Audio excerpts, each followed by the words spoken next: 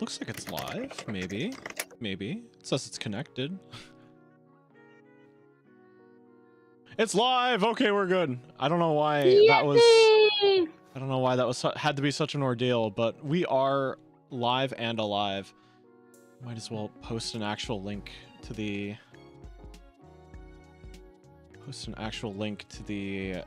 social media.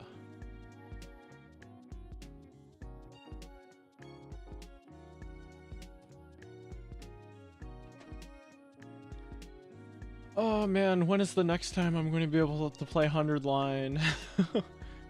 Could be tonight. Could actually be tonight. But I think that would be the irresponsible option.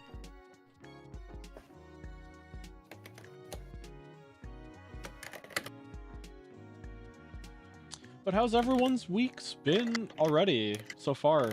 Tuesday? Everyone's still alive out there in here?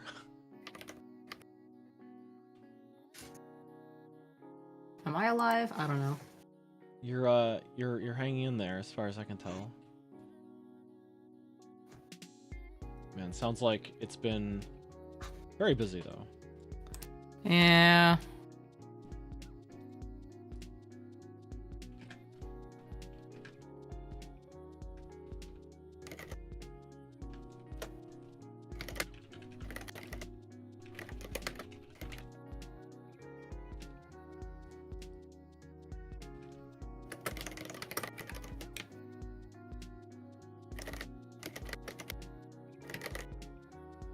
Uma says it was fine yesterday, right?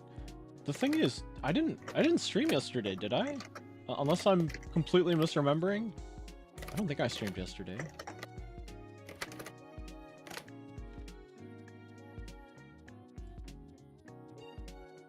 I'm so sorry, you're just gonna hear my clackety clacking. That's fine. It's either you don't hear me at all while I'm running around my room in a little bit, or you hear my keyboard right now. No, this is some kind of ASMR. Probably. All right, let me go over my to-do list. Let me make sure it has everything on it. Oh yeah, that's the reason why we're not using Live 2D today, by the way, for anyone wondering, because there's a good chance we're going to be running around doing stuff.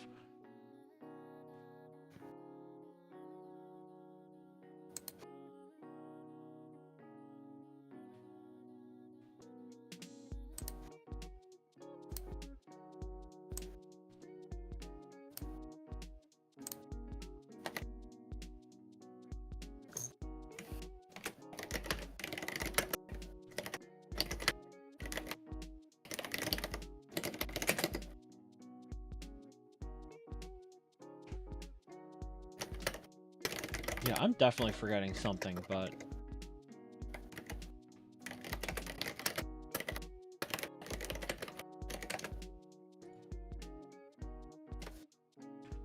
Oh yeah, tomorrow... Well, it's not on my schedule. Well, it is on my schedule, but it's not something I'm doing. Tomorrow... Did I mark this down correctly? I think I did. Tomorrow at noon in Eastern Time Zone, Laurie is doing his 1.0 debut. Laurie. Yeah, what else? Styria tomorrow. I'm excited to jump back into that actually. Styria! Yes. You sound a little excited. I love Zysteria. I was like, Zysteria is a necessary sacrifice for 100 line. However, I am always game to play Zysteria. Yeah.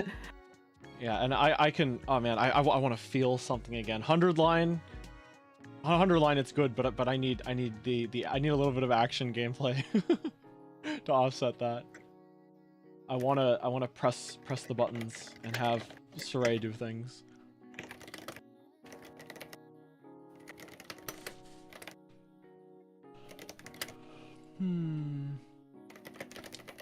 Let me knock one of these things off of my to-do list already.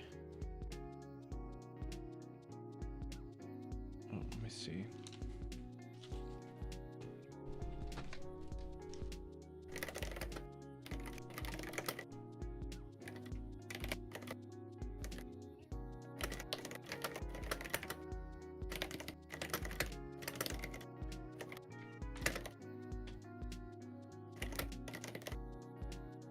Hey Giagaimo, welcome in. Yeah, good evening, fellow gamer. Hope you've been having a productive week so far, or a restful one or the other. Yeah, today's a bit more of a more casual day, I suppose, because we may have to like get up and like do room organization at both of us at various points. So it's Fuji time.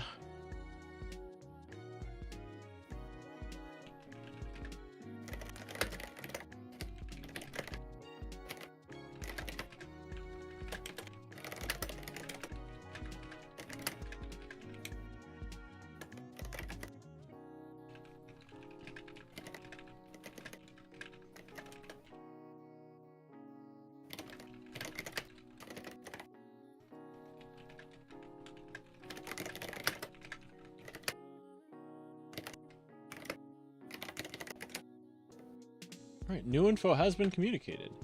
Game show thing. Okay, so Zentrea's?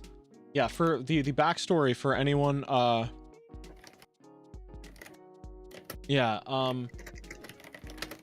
for anyone that may not know the backstory on this, Zentrea's manager is looking for apparently a full-time game show host as like a paid position, and apparently they're willing to pay like pretty all right, and you'd like, if you're a VTuber, my assumption is you get to remain as who you are and essentially work a job doing like I would assume VShojo kind of like game show kind of emceeing and hosting and stuff like that.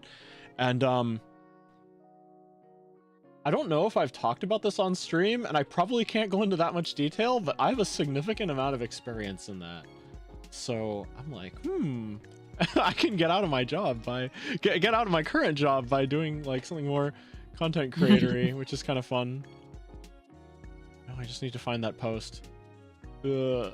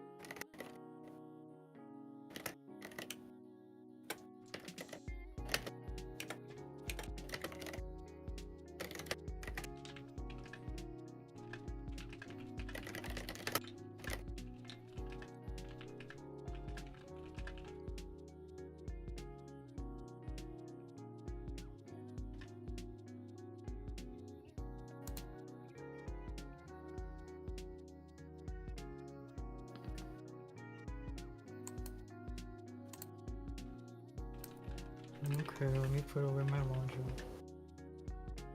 All right, go have fun with that. Oh shoot, I gotta do my laundry I like too. I like how you say that like I'm moving somewhere, but I'm literally just like turning. Oh. No, I wasn't sure because I would assume you don't have a laundry machine in your room, right? So it's like I'm just putting it away. Yeah, either it's like already in your room or it's you know, in like a dryer or something. And me not knowing which is which, I'm just like, oh, better cover all the options.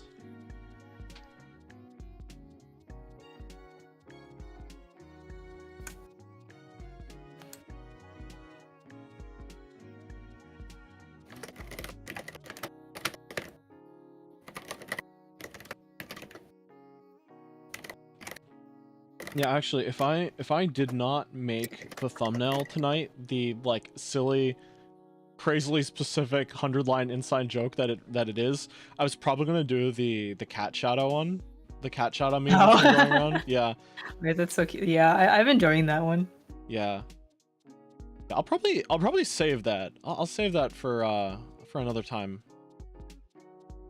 It's the kind of thing that like even if it's not a trend anymore, people will still be like, oh, that's neat. Ow. Yeah. Good evening, gamers.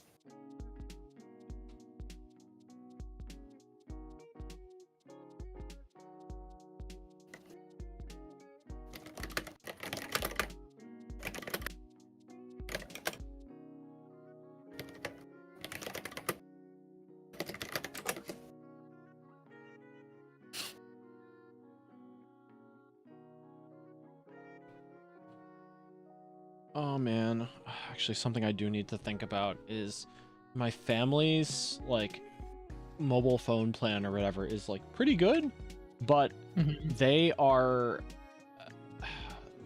Verizon is the provider and they're kind of like, you know, doing underhanded stuff to raise the prices despite the fact that it's like a locked price plan kind of thing. And the jump that they're going to do like next month is so incredibly large that my family just like, yeah, everyone's gonna get on their own plans now. And I'm like, man, just like just more crap I need to worry about. And the thing is, I think my current phone is like locked to Verizon, so I may need to get another phone too. I'm just like, a lot of stuff I need to think about.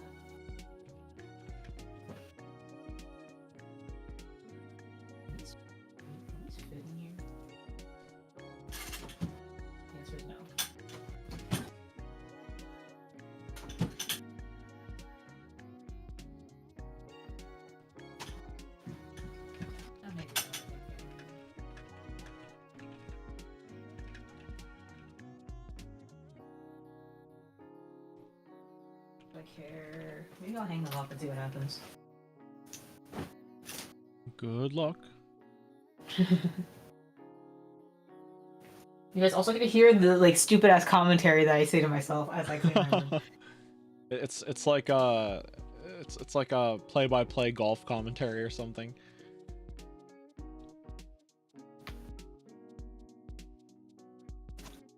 Yeah, don't worry about that. He's not high.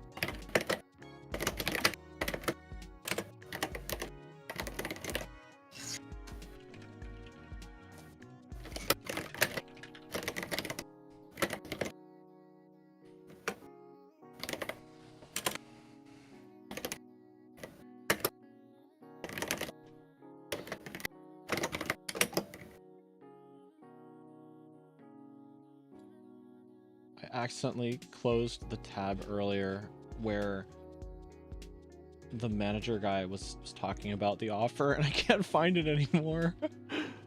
It's not in your history? On Twitter? Twitter has history? No, your like internet history. Like your browser history. Oh, good question.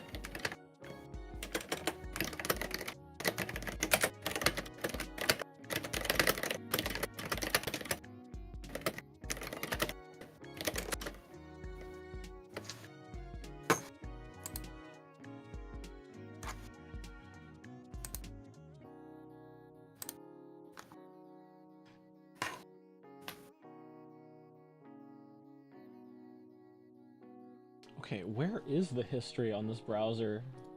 Huh? There, okay. First, there's like a second toolbar on the left in this Opera GX thing, and it's, yeah, I just didn't think to check in the left settings instead of the right settings, my bad. Mm-hmm.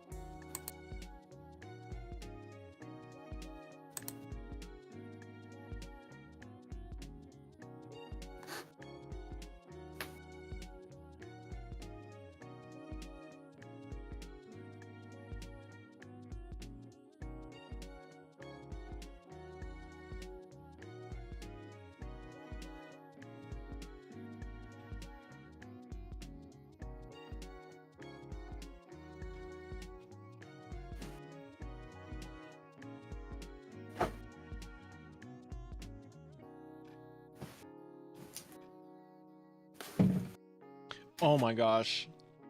I when I was making the thumbnail, I was searching like frantically for one of those 100-line please eat your morning what like breakfast whatever things. And I couldn't find I've seen the post before, I just couldn't find any of them. Now that I'm not looking for it anymore, here it is on my feed. Please eat your morning cherry. Okay, Ato, please eat your cherry.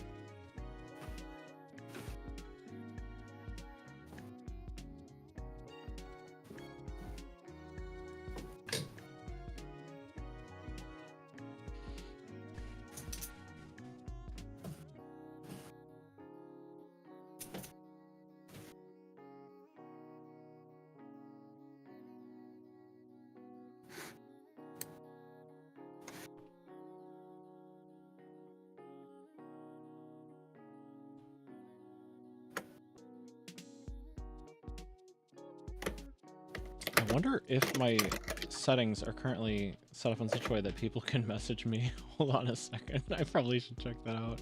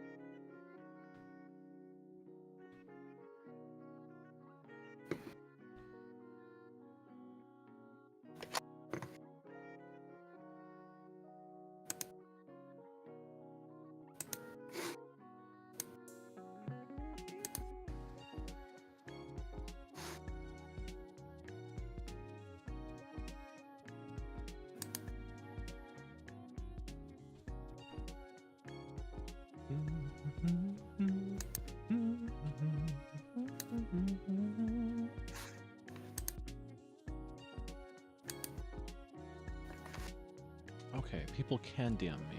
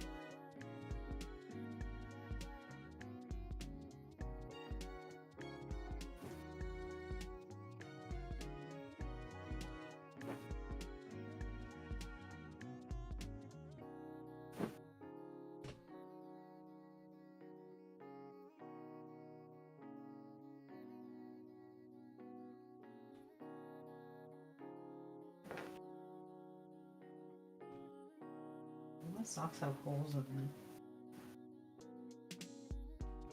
Every time I buy new socks, I keep thinking that, okay, now I won't. I throw away all my socks with holes then, and then I'm like, instantly new holes appear. I'm like, how did this happen?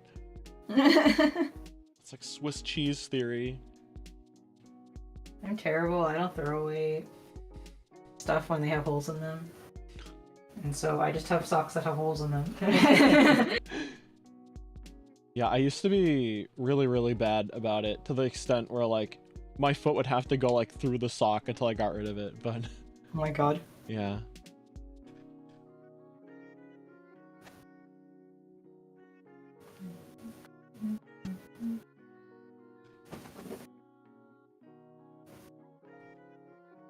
Oh, this gotta be one more.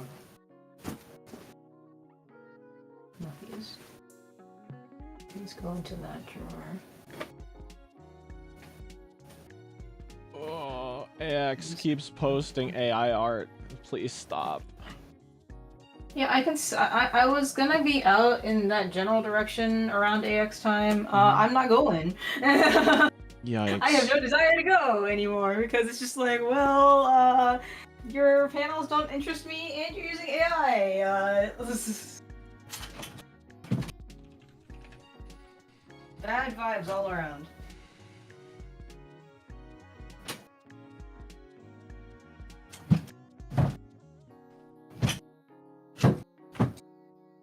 Ouch.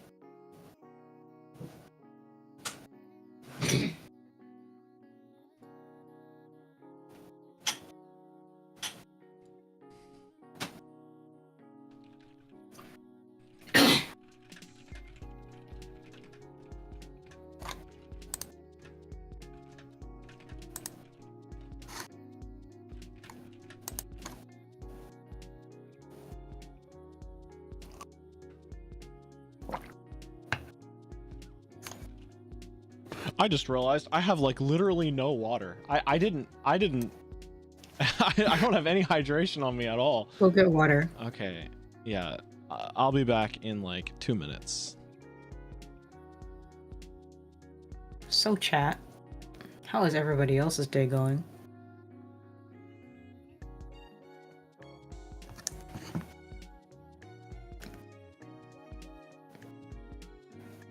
Honestly, as much as I complain about being tired, I'm like not having terrible days.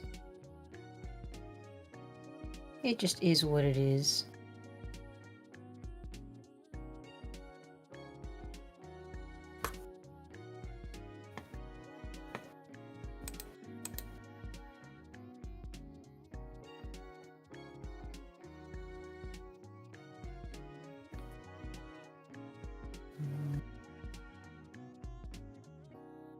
This can go into this drawer, actually. Oops.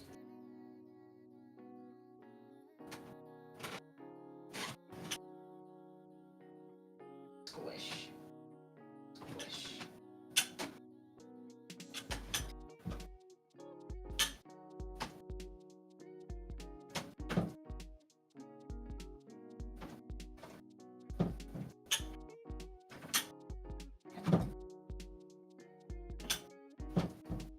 Hopefully I won't have to open that drawer until winter again.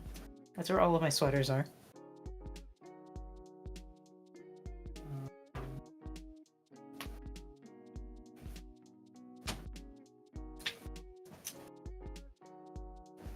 I could stand to be a little more organized.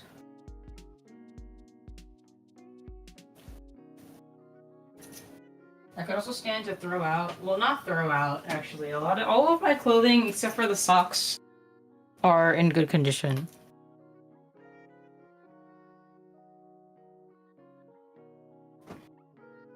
So I need to donate anything that I have, like, too much of. But that would require a lot of effort. I am back. Welcome back. I heard high effort. I have too many clothes. Oh. And like, it's not even that I don't wear it all either. So I don't think I need to donate all of it. But like, at sometimes I'm like, I do need to downsize, and then other times I'm like, but I could wear this again. No, I get that. I have like years and years of like t-shirts and stuff that I've accumulated from like volunteering for events and stuff. That's like the worst, is that it's just like, well, these are perfectly good shirts. However, I don't like wearing them. Understandable. Yeah. No, it's just like there you can only have so many shirts that are like, this is good to wear around the house or when I'm sleeping, you know? Right? But then you're like, I have literally more of these than the clothes I wear to go outside, you know? Mm-hmm. It's like, oh, I got this shirt for free. I did not need it.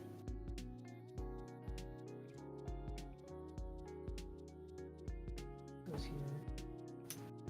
What shirt is this? Oh. Goes here. I picked up a sock.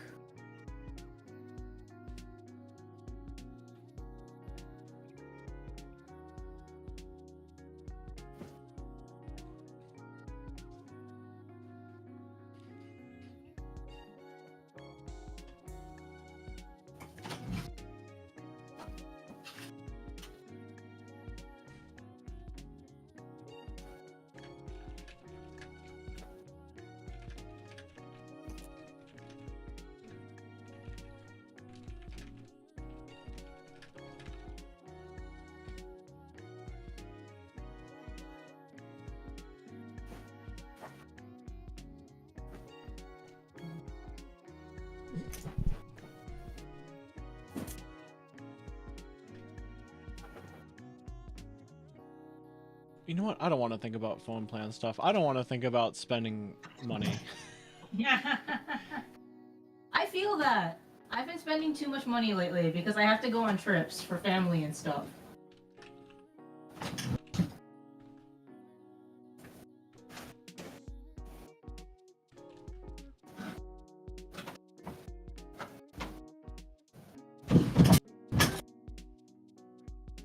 This can also go.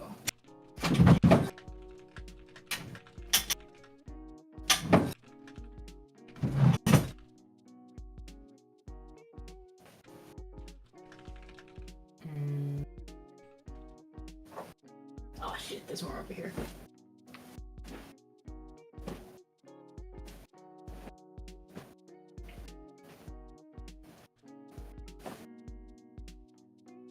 Now it's everything.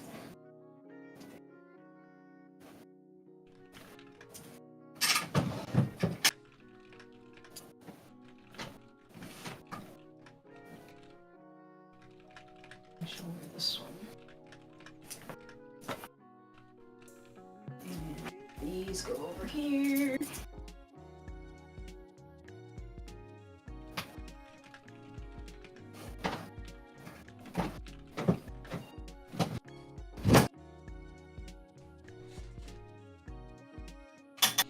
Actually, I'll just wear this again.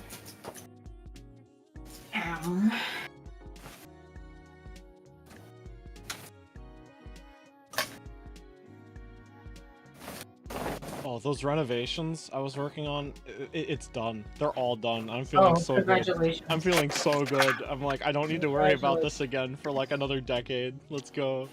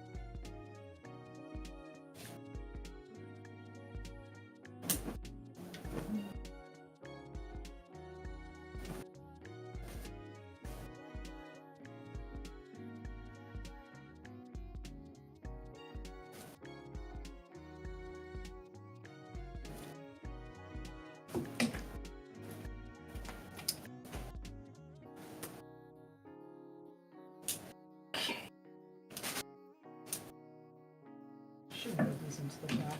No, it's fine. It's fine. It's fine. I don't care. You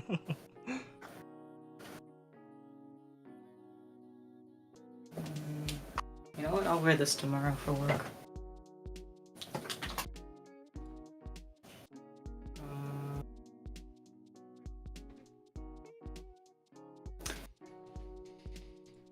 Why am I wearing socks? Why did I bother? I swear I took them off earlier, and then I guess I put them back on for some reason.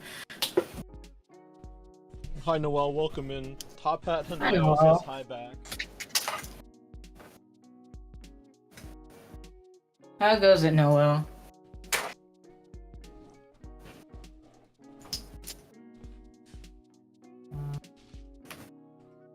Okay, these two things I can wear some other time. I should wash these once before. On the floor, fabric and paper everywhere, all for Ato. My man. It's just one of those nights where you're surrounded by junk. And it'll eventually turn into some semblance of order, but until then, you are dying.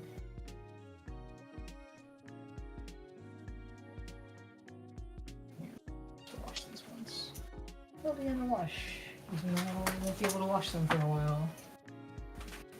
Meh. Okay.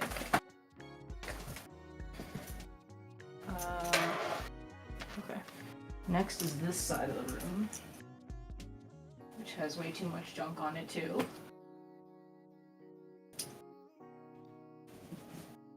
Oh, Jackalope is on the ground.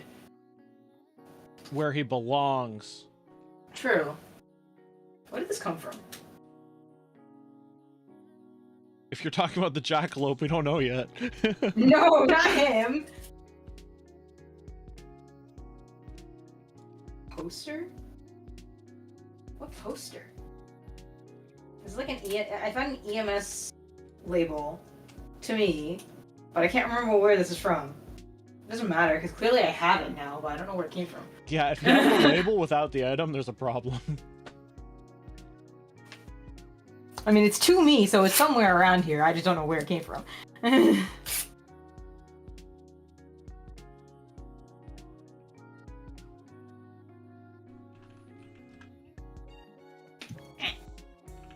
got the trash today too. Oh. That'll be my parents' problem, I guess, if they bother to look in here.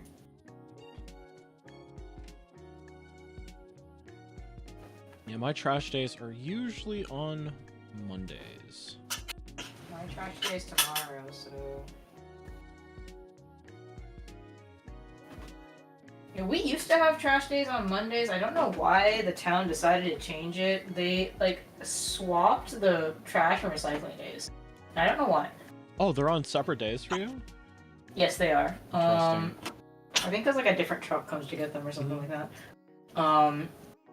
But yeah, so we have recycling on Monday now and trash on Wednesday. But it used to be that it was the other way around, where recycling would get picked up on Wednesday and trash would be on Monday. Interesting. Yeah, because where I am, the recycling and the trash is synchronized. So, but like the recycling is only picked up every other week, which I think is kind of silly because I think I generate more like cardboard recycling than I do trash. Interesting. Ours is Wednesdays, but they do trash every other week. Oh, interesting. Trash every other week. Interesting. That is interesting. Huh.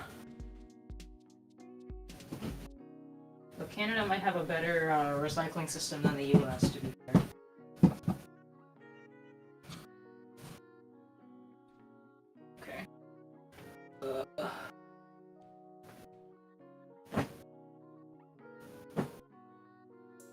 These go over here. The other one goes here, I guess. This goes here. These go here. This goes on the bottom.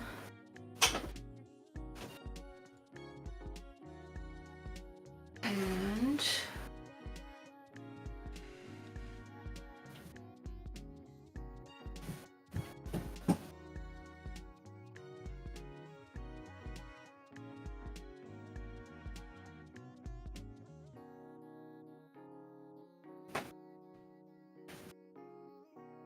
this goes on top here. And this goes wherever there's room, I guess.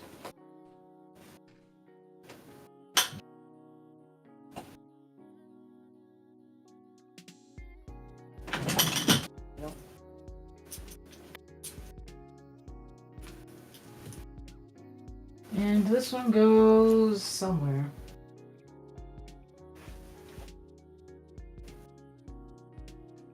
I should just hang this up or something.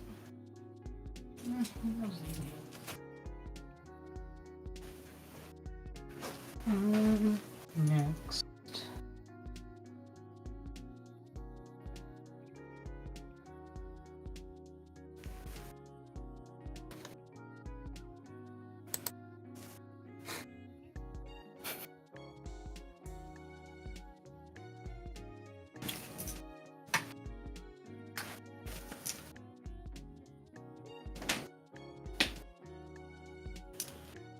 I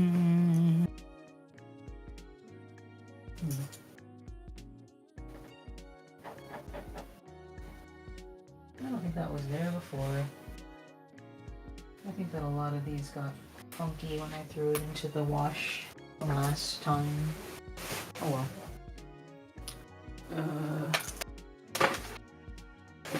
Okay, next.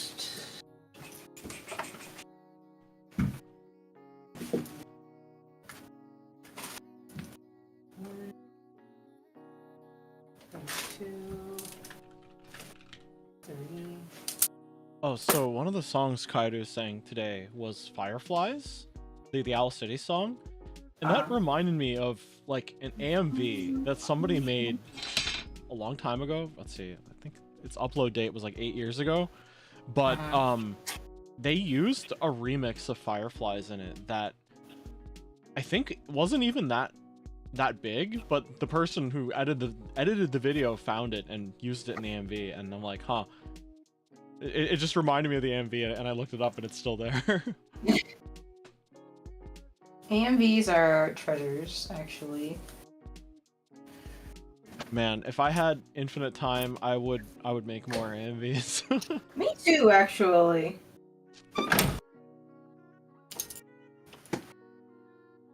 So that's the true use of any video editing skills. The pinnacle of human creativity is creating AMVs synced to music. True.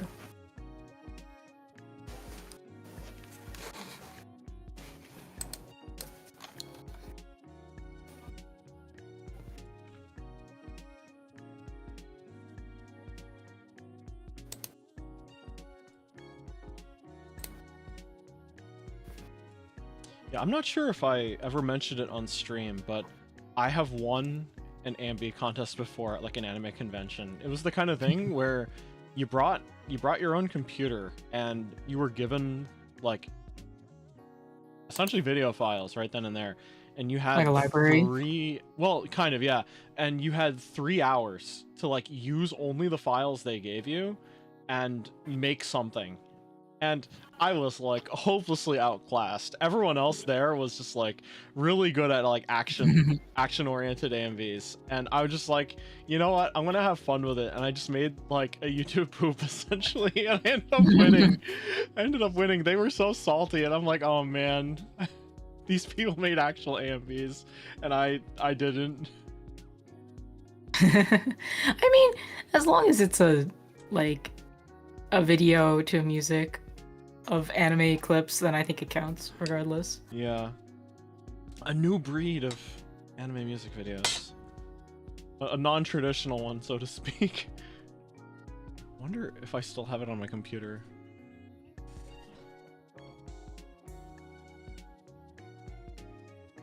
Actually, did I ever upload it on YouTube?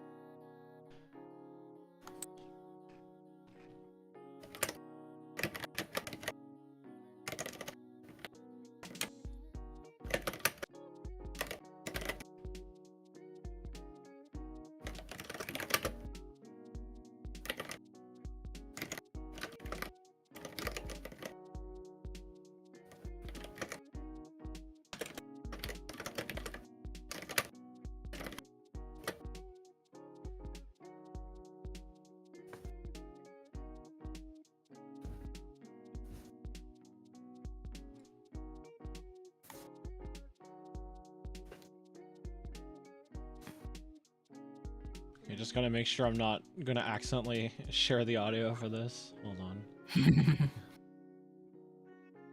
Okay.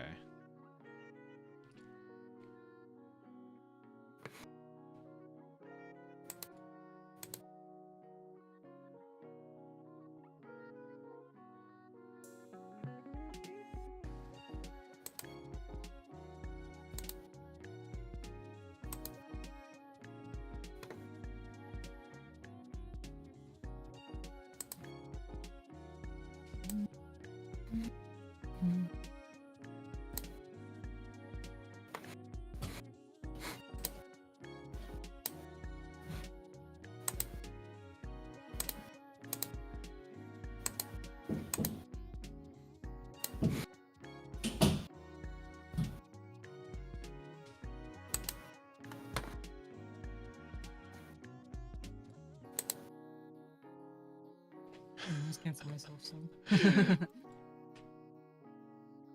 Oh man. Yep. Hey, this guy, welcome in. Click, click. Yeah, it's cleaning ASMR tonight. Oh man. Okay, I actually found it. It's unlisted, but I was gonna link it, but now that I look at it, it's so stupid that I'm like not even sure I want to send it anymore.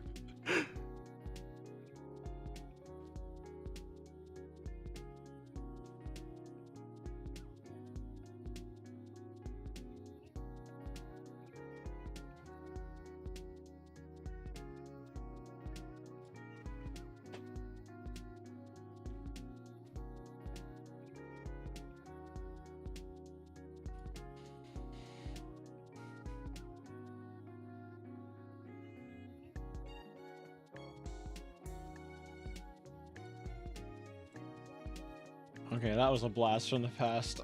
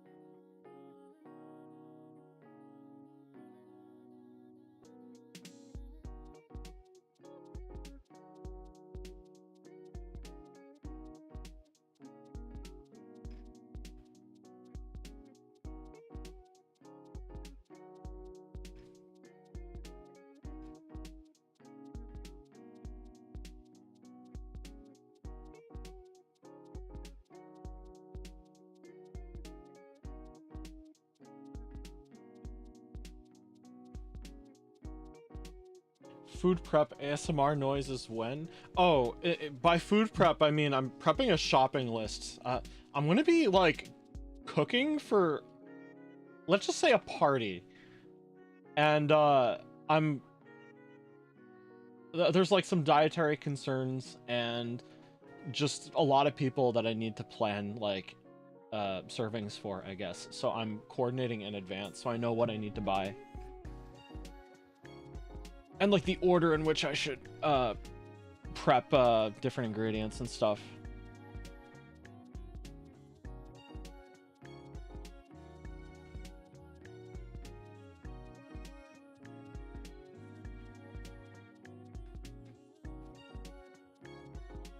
I actually have a local friend that really likes cheesecakes, and it's just like, hey, once a week, if you want to hit me up, just make me a cheesecake. I'll pay you double for it. Every now and then I'm just like, okay, I have some free time. Let me make a cheesecake.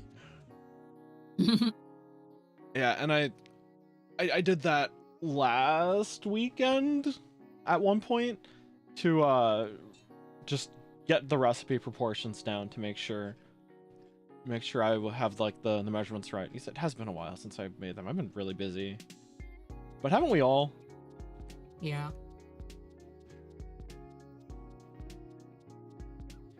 Actually, it sounds crazy, but I actually bought a mod kit for my kitchen mixer. There's like a community that makes just add-ons and stuff that fix common problems with them. And yeah, it's just the modern, like, KitchenAid mixer kind of things have, like, a few, like, weird overlooked kind of things that didn't used to be issues in the past, and there's, like, just one guy that just makes, like, the parts that you could just really easily, like, plug right in, and it just makes your mixer work a lot better. I'm like, wow. Nice. Yeah.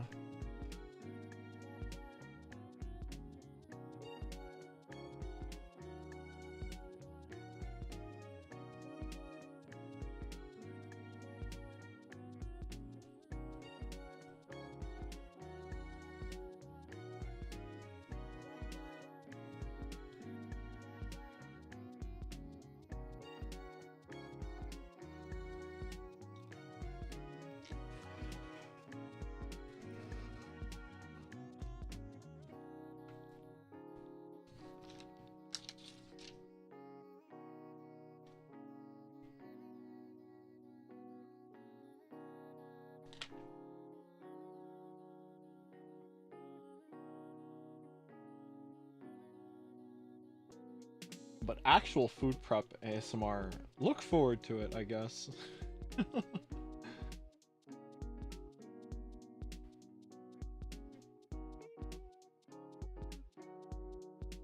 I'd want the crazy, like, clicking keyboard ASMR because I turned it off, but I'm pretty much done cleaning my room. I got Hey, rid of nice. all my laundry, but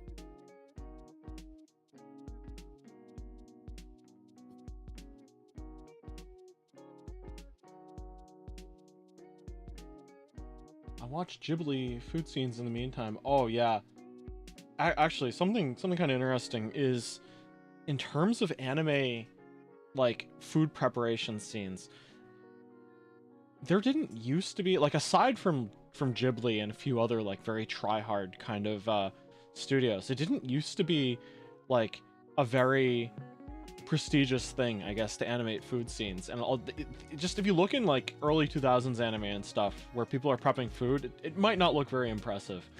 But there was one production, I don't even remember what show it was, but it wasn't very memorable other than the fact that they, like, put so little effort into a food preparation scene that they just had, like, I don't know, like, this really awkward 3D model cabbage that someone was cutting into, and it just looked awful, and they became, like, a laughing stock. And from that point forward, like, people, well, animation studios put a crazy amount of prestige into their food scenes now, and I'm like, it's all because of that really, really bad cabbage. Hold on a second. Anime cabbage meme.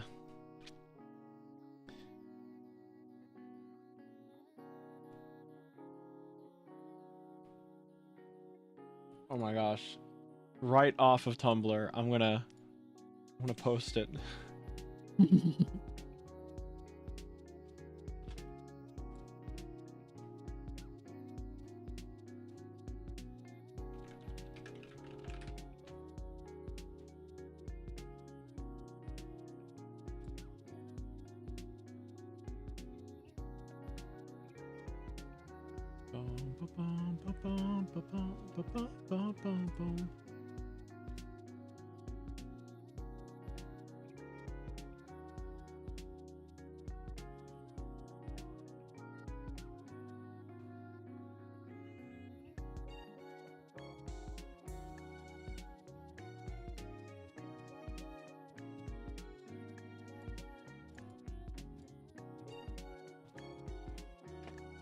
Yeah, that should be on screen now. Look at how awful that cabbage is. That is so bad. Yeah, what show is it even from?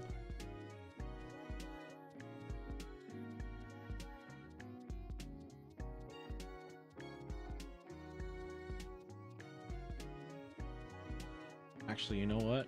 I'll crop it and I'll put it into the little thought bubble of my head. It's not. I'm not thinking of 100 line anymore. I'm thinking of this wacky looking cabbage. People are coming in and they're gonna think that you're thinking of like a ball. It looks like a Haro from like Gundam or something.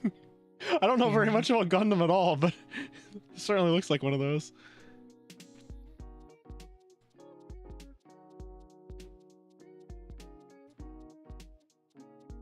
What is the backstory?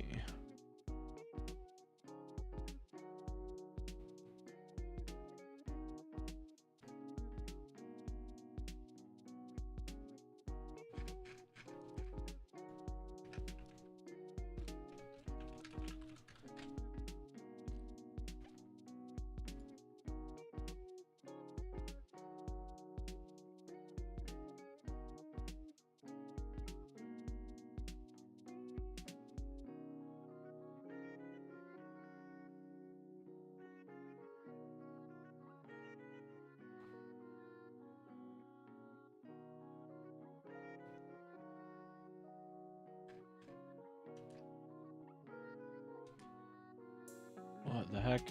Yoake mai yori ruriro na.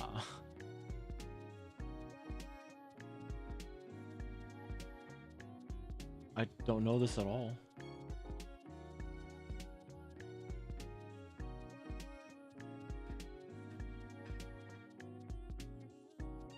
Yeah, it definitely came out before I actively like was watching anime, so not on my radar.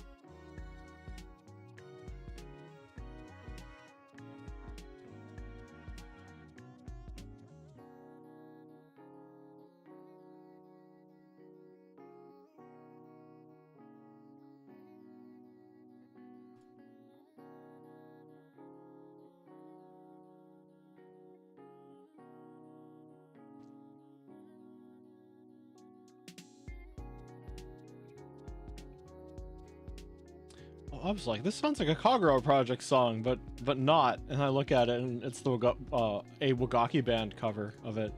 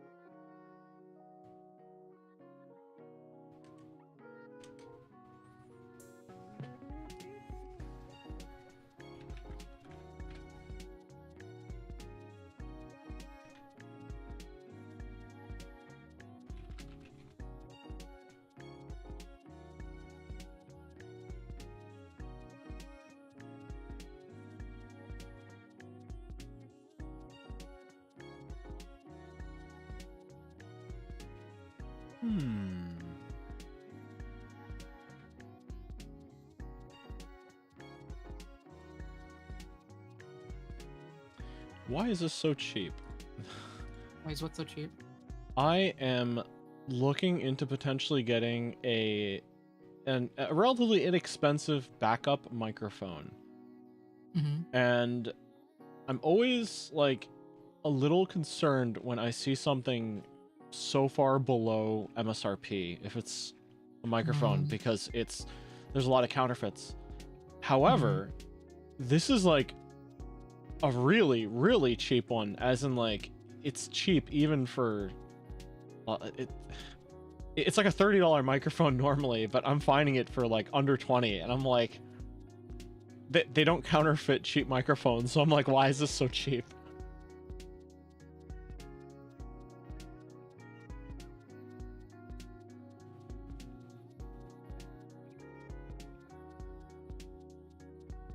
I have no idea. Well, you know what? Even if it's a fake, I only need to get, what, $19 refunded? That's insane. True.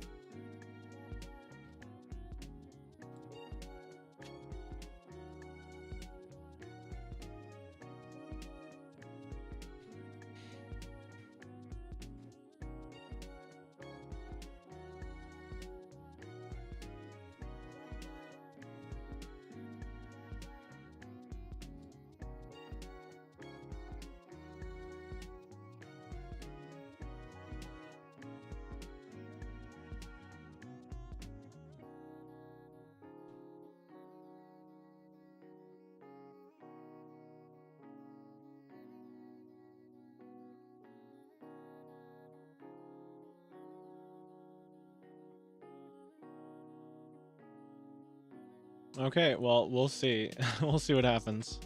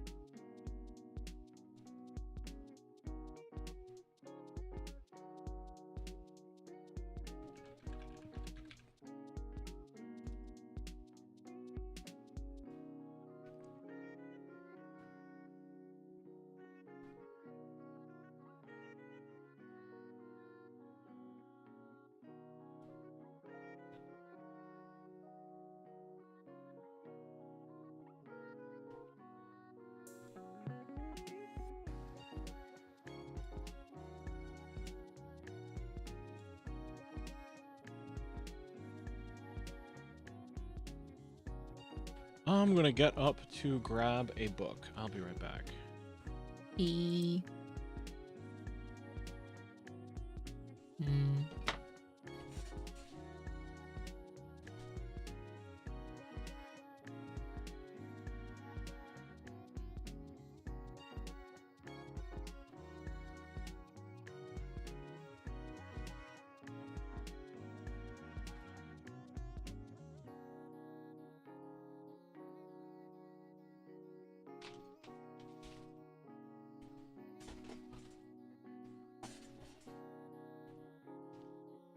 I'm back.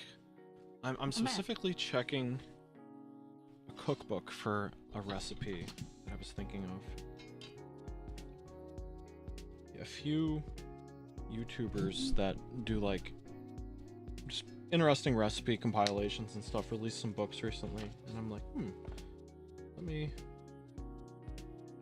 check those out.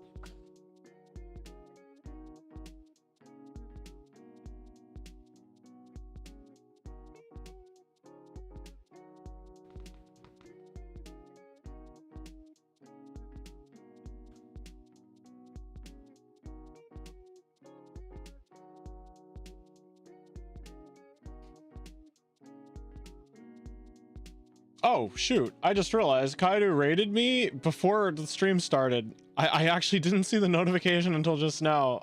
Thank you for the raid, Kaeru. It was 2 hours ago. Your karaoke Kaeru was really good.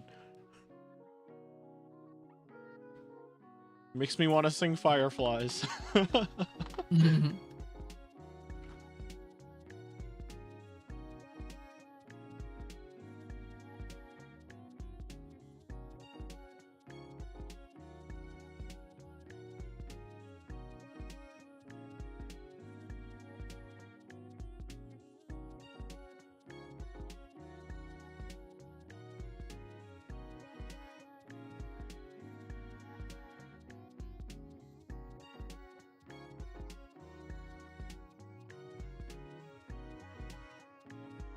That's why Uma was in chat telling me to hurry up. Oh my gosh, it all makes sense now. I was like, wow, Uma sure is here early. Oh no.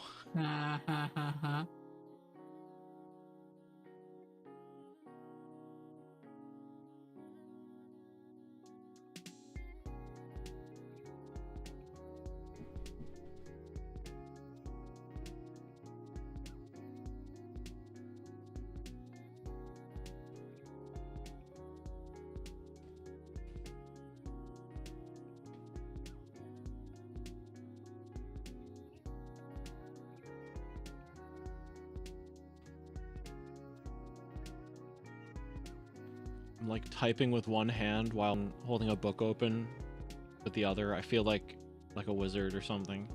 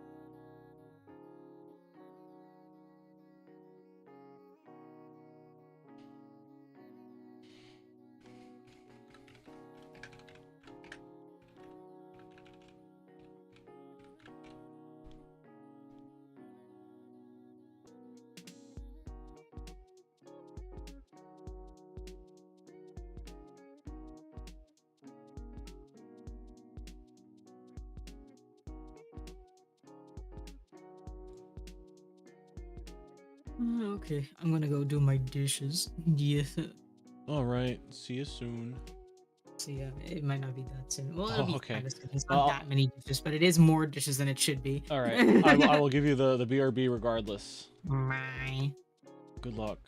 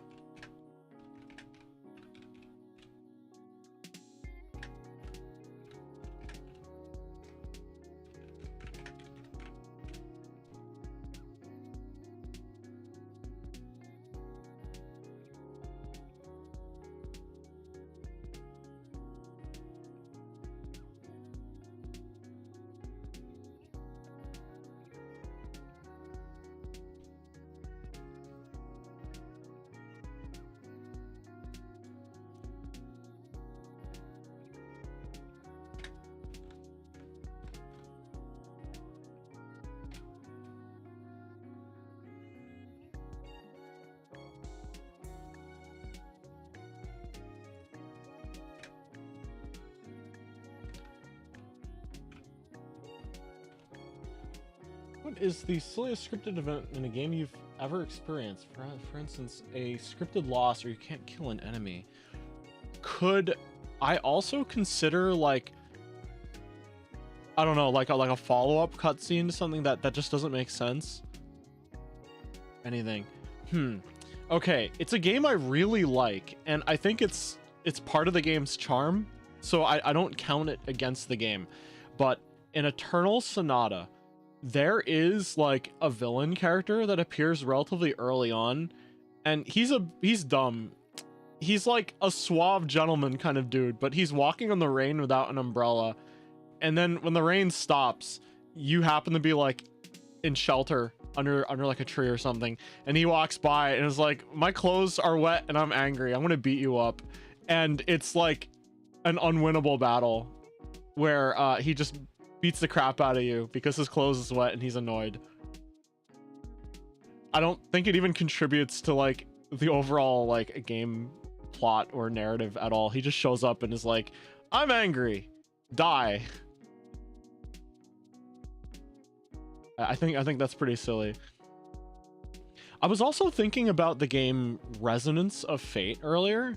Oh man, this is a game I shill hard whenever it comes up, but basically the week that Final Fantasy 13 came out, and there was a lot of hype for this game, like a stupid amount of hype, like too much hype.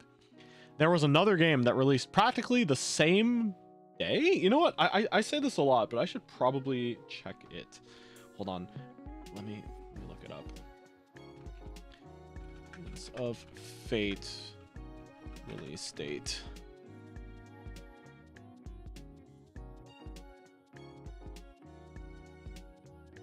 Okay, it came out a lot earlier in Japan. Maybe it was fine when it came out in Japan, but it came out in North America on March 16th, 2010. When did Final Fantasy 13 come out? Okay, March 16th. Remember that. March 16th.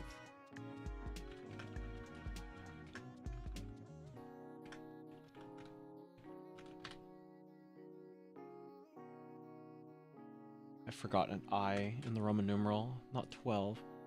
March 16th, thank you. It came out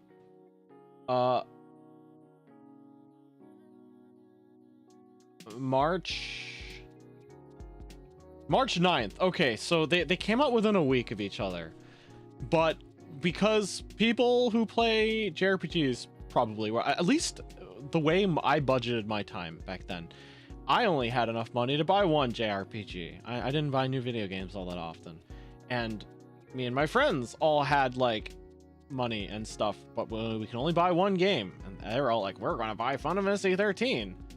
And I bought Resonance of Fate instead. And they were all like, ooh, Orion, why'd you pick that? And I ultimately got the last laugh because while I think there are like a lot of good things with Final Fantasy 13, there's a lot of bad things, a lot of flaws that make it a considerably less enjoyable gameplay experience.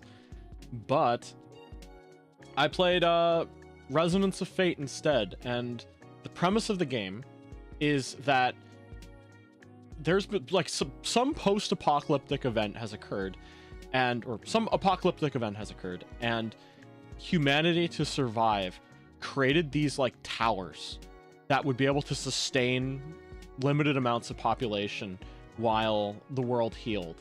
And they were designed to last, maybe like 1,000 years or something. But humanity kind of forgot.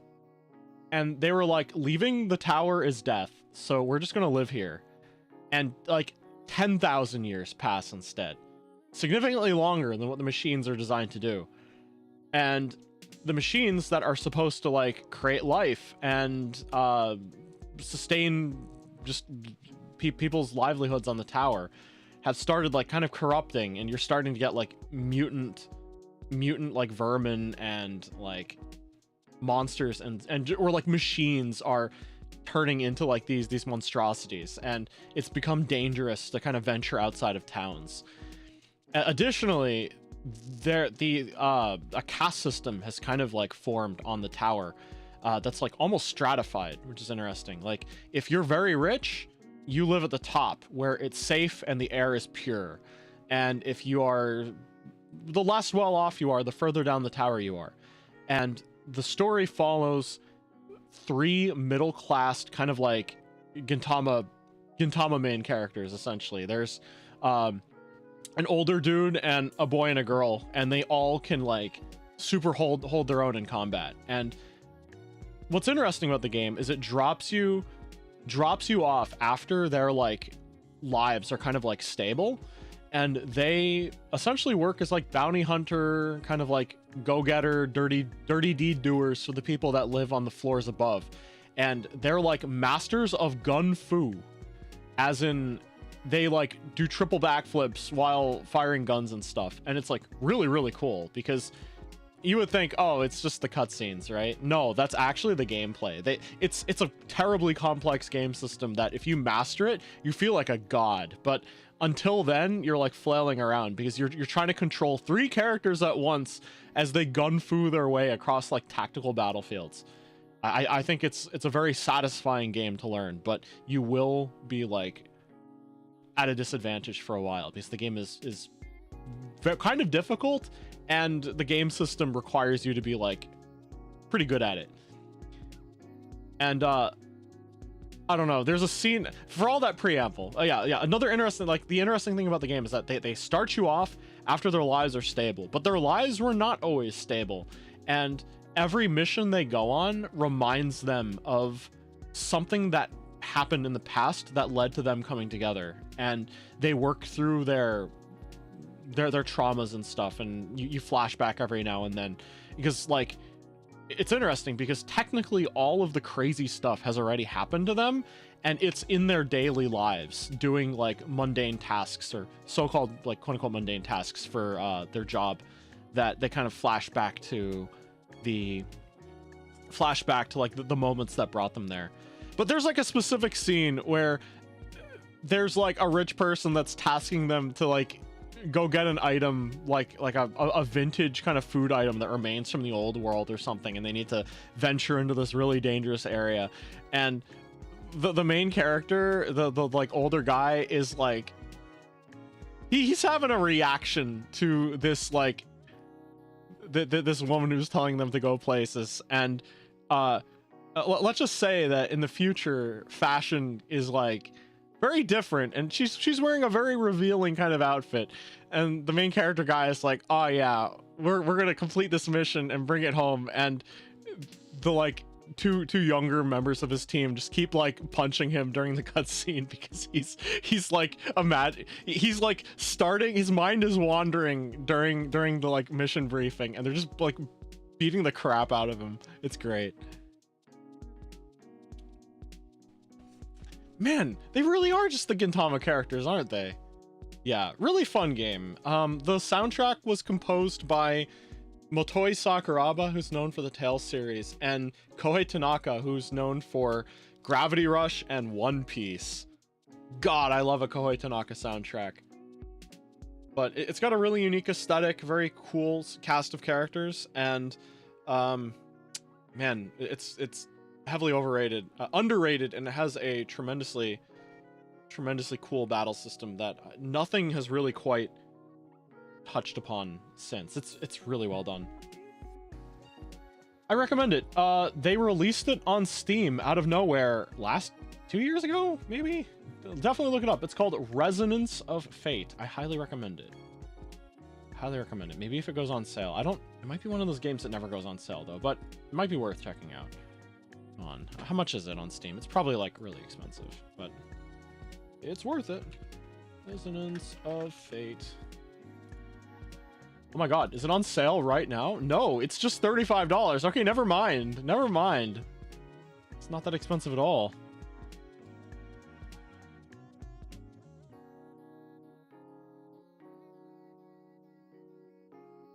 Yeah, it's hard to describe like how cool and cinematic the battle system is, but yeah, you actually are like controlling 3 characters at once as they gun fu their way across the battlefield. It's really neat, and there's a lot of character customization too. You can, yeah, man, this game is great. Maybe I should play it again, honestly. So good.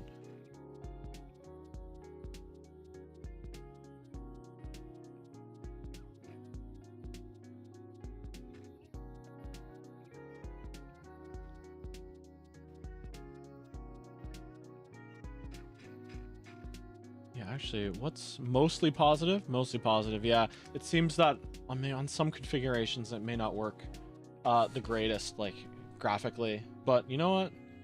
I'm willing to give it another try. Man, this game is so great.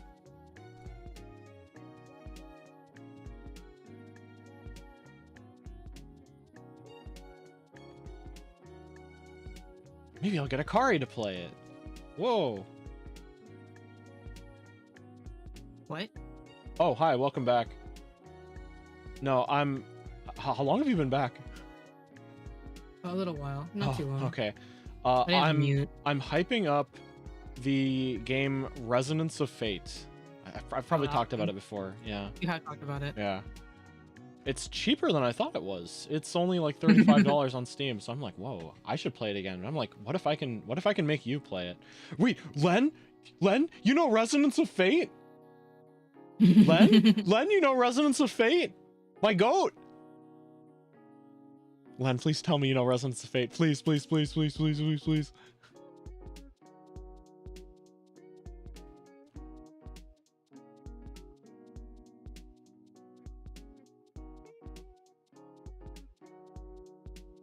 Yeah, it just has a cool way of like talking about its world and telling its story, I think.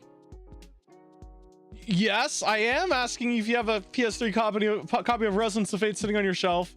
Hell yeah, let's go. Peak. You know Peak. You know Peak. Man, I knew your taste was amazing, but I salute you again, Len. Yeah, honestly, I should buy this simply because I want to send a message to the devs that I want them to put their weird wacky games on Steam.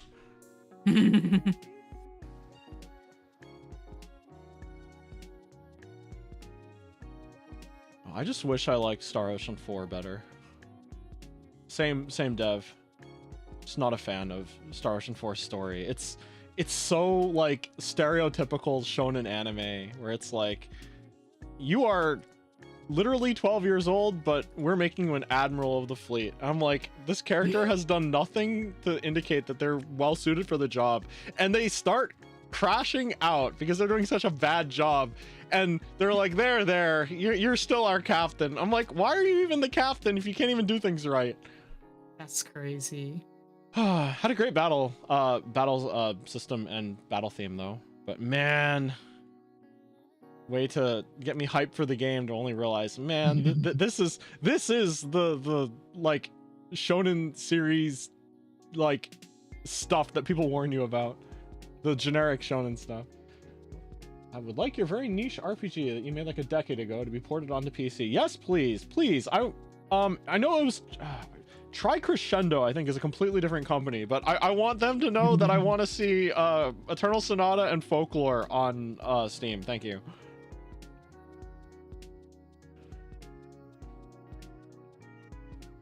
Len, are you reacting to Folklore and Eternal Sonata?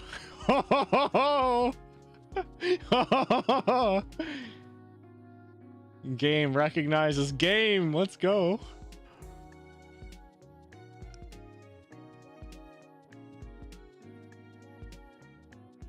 Len, I knew you had great taste, but wow, what other obscure PS3 stuff could I ask you about? I don't know. That might be the extent of like my weird PS3 stuff, because I just kept playing Resonance of Fate over and over again.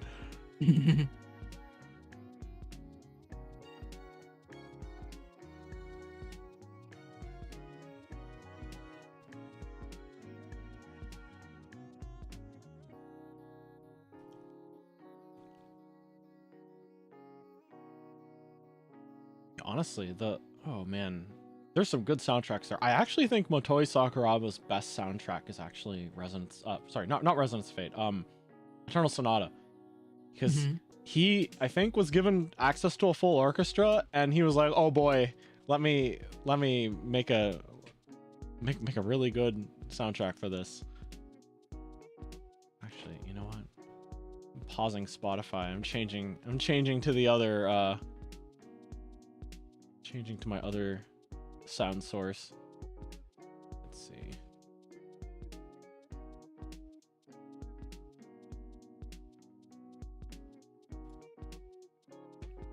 I want to listen to the Eternal Sonata battle theme. You make an RPG with music as its main theme. I sure hope you bring out the big guns for the OST. Yeah, I just wish Eternal Sonata sold better. It was during that experimental, like, early Xbox 360, PS3 era where, oh, you know what? Eternal Sonata was one of those games that was, like, very heavily funded by Microsoft, actually, because they wanted, like, Xbox 360 to launch with a bunch of, like, really, really high-powered JRPGs. I know Tales of Vesperia was actually one of those until it eventually made its way to everything.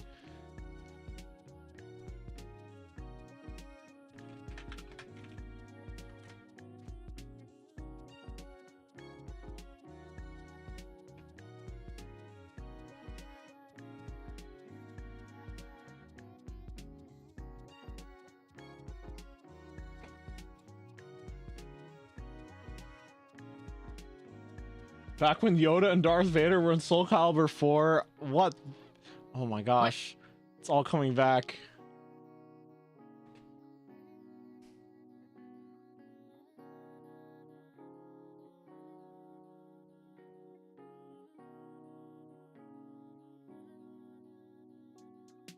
Man, I just remember being sad I didn't, like, have a PlayStation around the time that the Soul Calibur, like, launch happened, because the pre-order code was, like, business suits for your custom characters, and I was so jealous of my friends who were able to make, like, I don't know, Obama or something. It's okay, I had Darth Vader.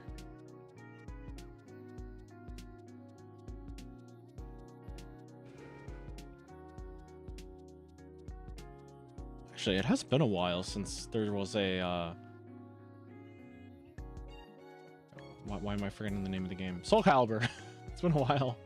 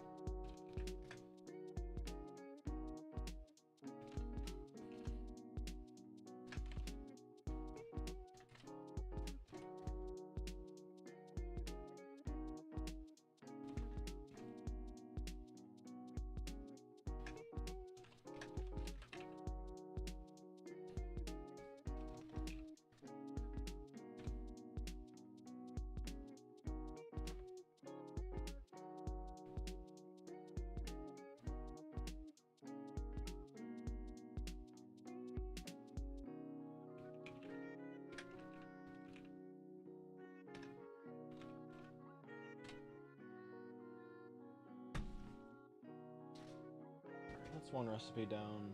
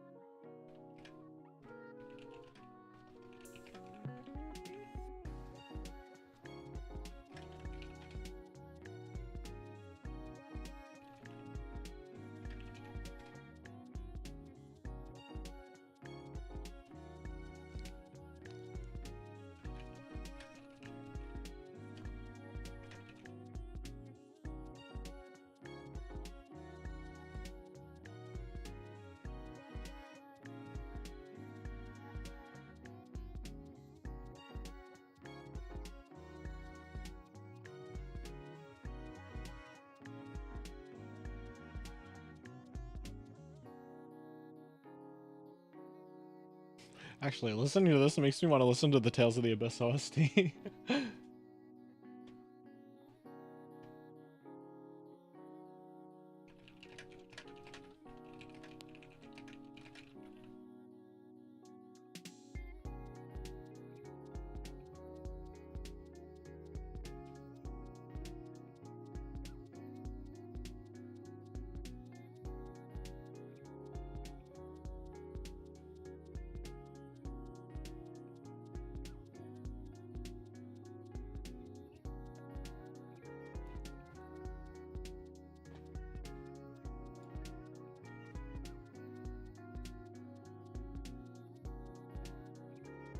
I want Tales of the Abyss. It's so good. Where's the remake? I mean, I will be patient. I will be patient. I never tried to speedrun Abyss. I should try. Oh, cool. Whatever comes out. I wonder how big the like community is and if they've discovered like routes or stuff for it. Yo, Because usually when because I like the side stuff because the side stuff is like really gives like extra flavor to the story. But I've already the played world it is on so my like channel, rich. There's so much going on. Yeah, I've already played it on my channel, so it's like, let's spice this up. See how fast I can go. And we know that I'm always underleveled anyway, so whatever. Yeah. Might as well make content out of it. Yeah. I just need to like not care about grade. That's all that matters, that I cannot care about grade. If I don't care about grade, all is well. Yeah, actually, when that does drop, we should probably do like a race like what Lunar was doing with Vry, where they each like mark off a certain amount of progress, well, hours that they can make every week, and yeah, either we could limit the time we spend on it, or we can make like milestones and just check like every week we're allowed to go this far, and let's see how quickly we can accomplish that. Yeah. Yeah, we can figure that out. And then afterwards on like New Game Plus, we could do like a co-op playthrough or something.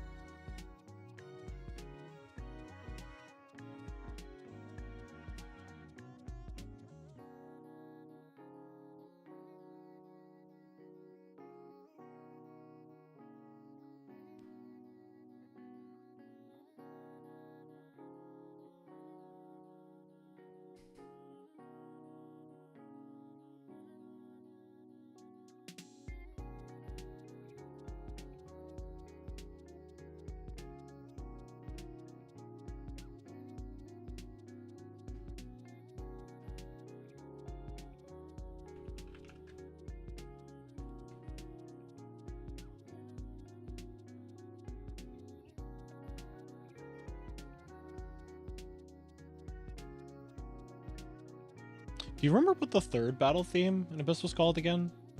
You had arrow shot, edge of a decision, and no. Uh-huh. I don't remember a lot of titles for OSTs. Never Surrender. Makes sense. Yeah, I think the reason why I was so familiar with them was that I'd like rip them off of YouTube and like convert them into a file format that my 3DS could play, and then I'd like Nice. I would just play it on my 3DS being like, man, if only this game was on 3DS. And then it just happened. I'm like, oh, okay.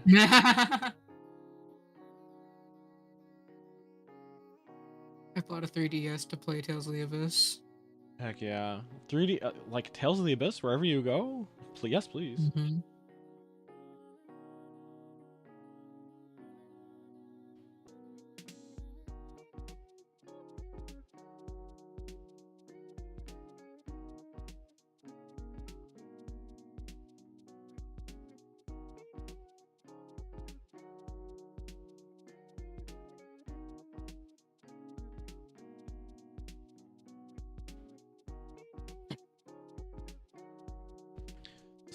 Something that I think is like really cool is the fact that Motoi Sakuraba actually like performs all of the like organ solos. Wow. Like yeah, whenever there's like a live Tales concert, there's a very good chance that the spotlight will turn to him, and he's like in the corner playing on like an actual synthesizer. I'm like, oh, that's really cool. That's awesome. Yes, this guy. It is Maiden Abyss, Tales of the Abyss. Not Maiden. that would be something very different.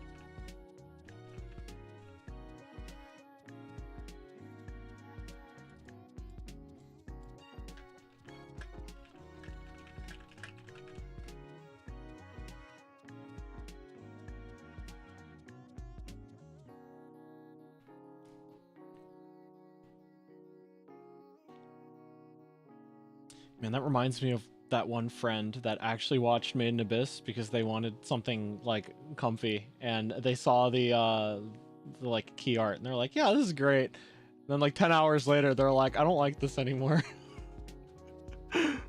Or rather, they liked it, but they didn't get the experience they were expecting.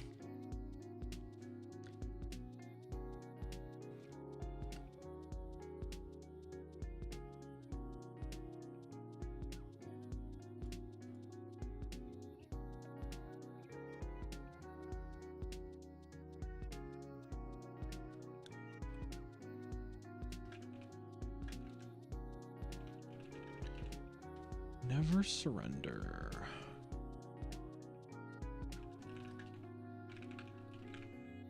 You know, that's why I want to be a full-time content creator, simply so I can just play JRPGs and actually have time to do it. Though.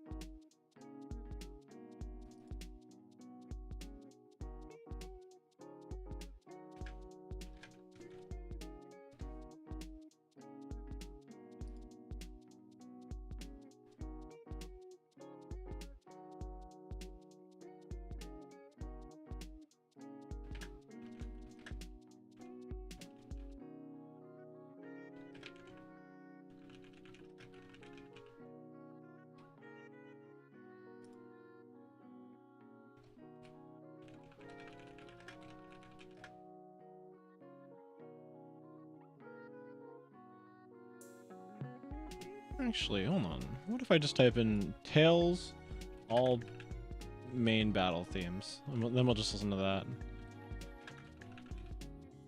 How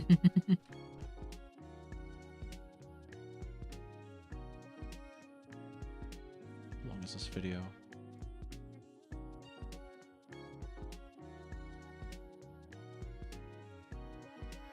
No way. Wait, why is this 9 hours? Hold on a second. How long is each loop? That's crazy.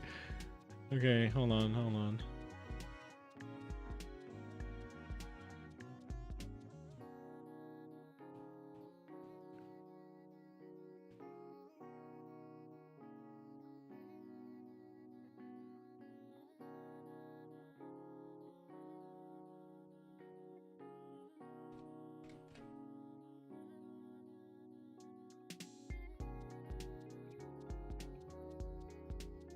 Yeah, why? What happened to the video that I normally listen to when I want to hear all the battle themes? That was like maybe an hour long. I guess we're gonna listen to the 9-hour one, but maybe I'll skip ahead to like Symphonia era or something. What the heck? Oh wait, no. Oh my gosh, wait. They have every spin-off in here as well. Oh, that's crazy.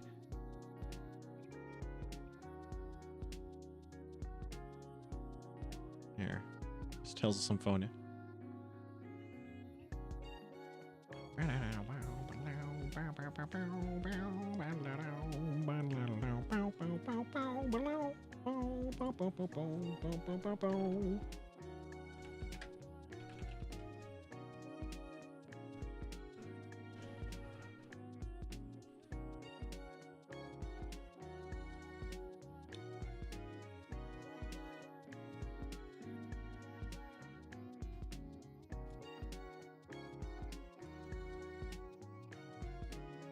I remember being introduced to Tales of Symphonia when I visited a friend's house and being like mystified by it. I'm like, wait, games can play like that? There's like RPGs where you could run around in battle and like whack things? That's so cool.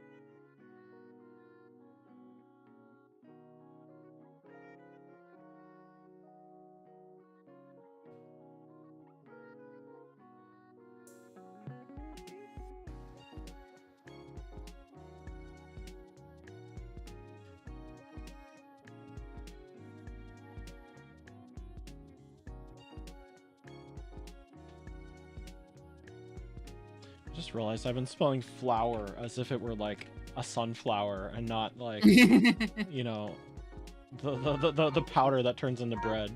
Why is that on? I don't know. What? Huh? What? I have an alarm for 11:40 p.m. What? Where is it? Something you needed to check at midnight or something? No, I didn't. I have no reason to have a 11:40 p.m. What? Why did that go off? It is a mystery. Whatever. And the entire stream knows that I will have restart pointer as my alarm. You know, the thing is, it was getting filtered in such a way that we couldn't really tell what it was, but now you've said it. So No, it's good. You've been exposed. Was it meant to be AM? Like 11:40 perhaps? Like before noon? No, I don't have that either. I don't know why that went off. The hell? Weird. It's a sign. There's actually Yeah, something alarms you are need to do weird. at midnight and you just don't know. May 21st? I don't even know. Like some kind of pre-order or something that you need to do, or? No. Huh. Weird.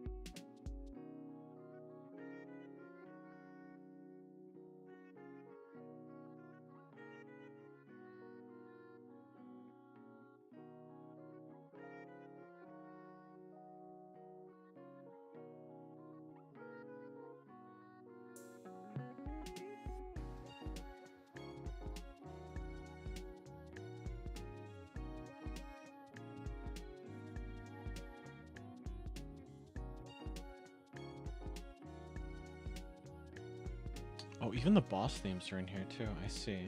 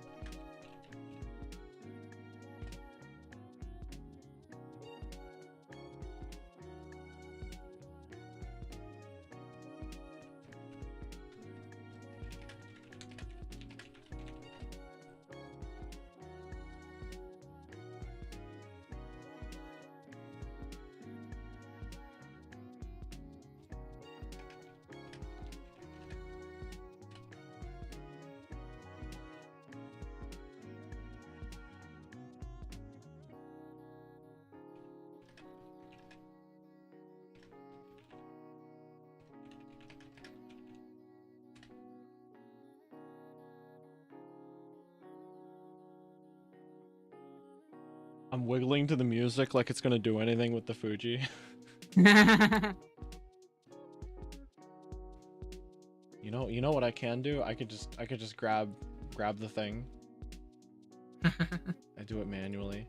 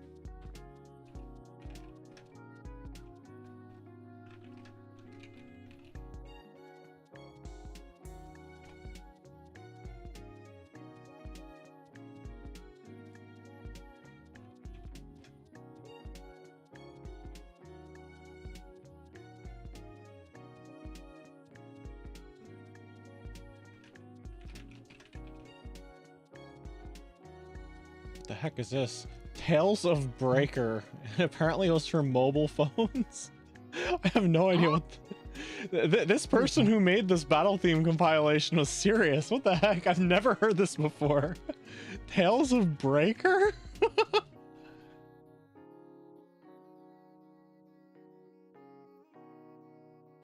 Oh my god, they have a changelog in the description. Added missing tracks from Dice Adventure. What? Dice Adventure? Yeah. What the heck? When did Dice Adventure release?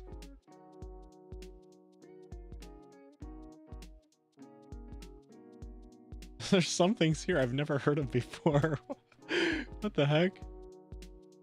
Here, let's jump to Tales of Legendia. I want to hear Tales of Legendia. What a cool battle theme. Go Sheena! You're so good.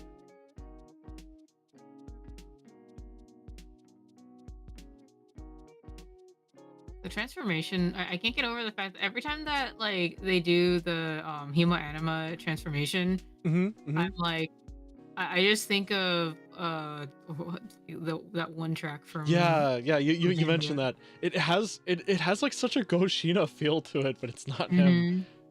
Yeah, specifically so like distinct. the like vocal riff.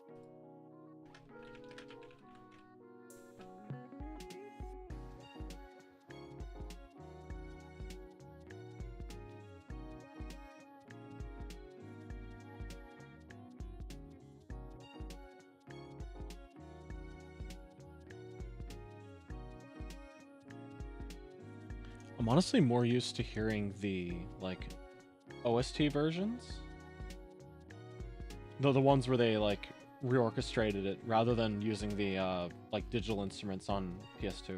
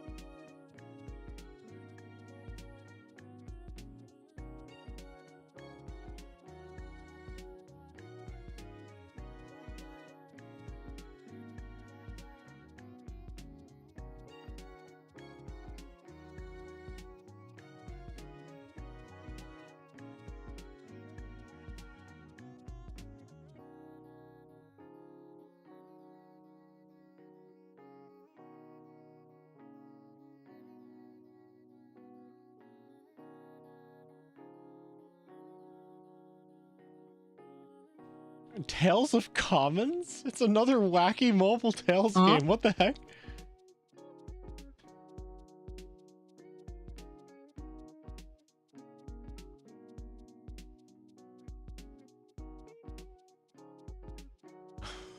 What the heck? Wait, Tales of Eternia Online? Did they... What's Tales of Warhite? What the... What is this?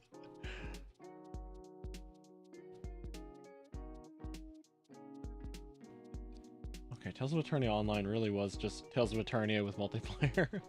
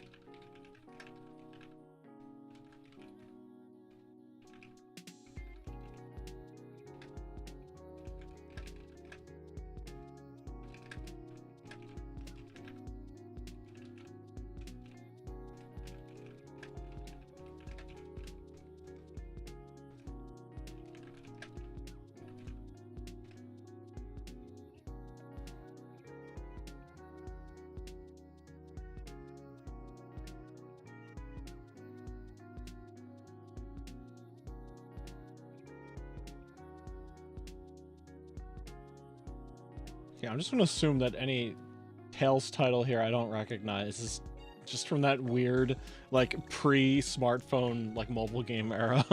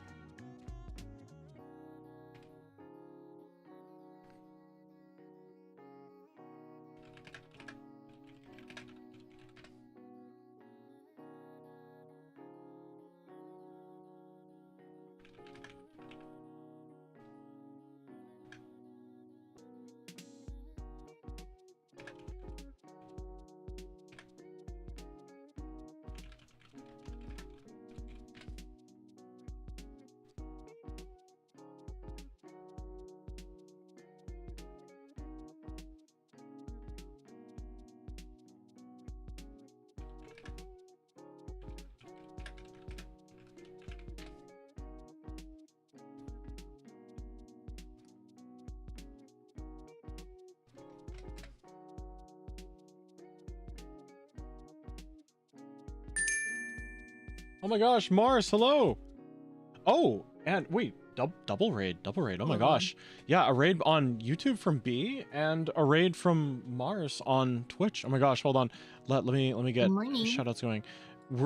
I would imagine this is just a coincidence. Do you know each other?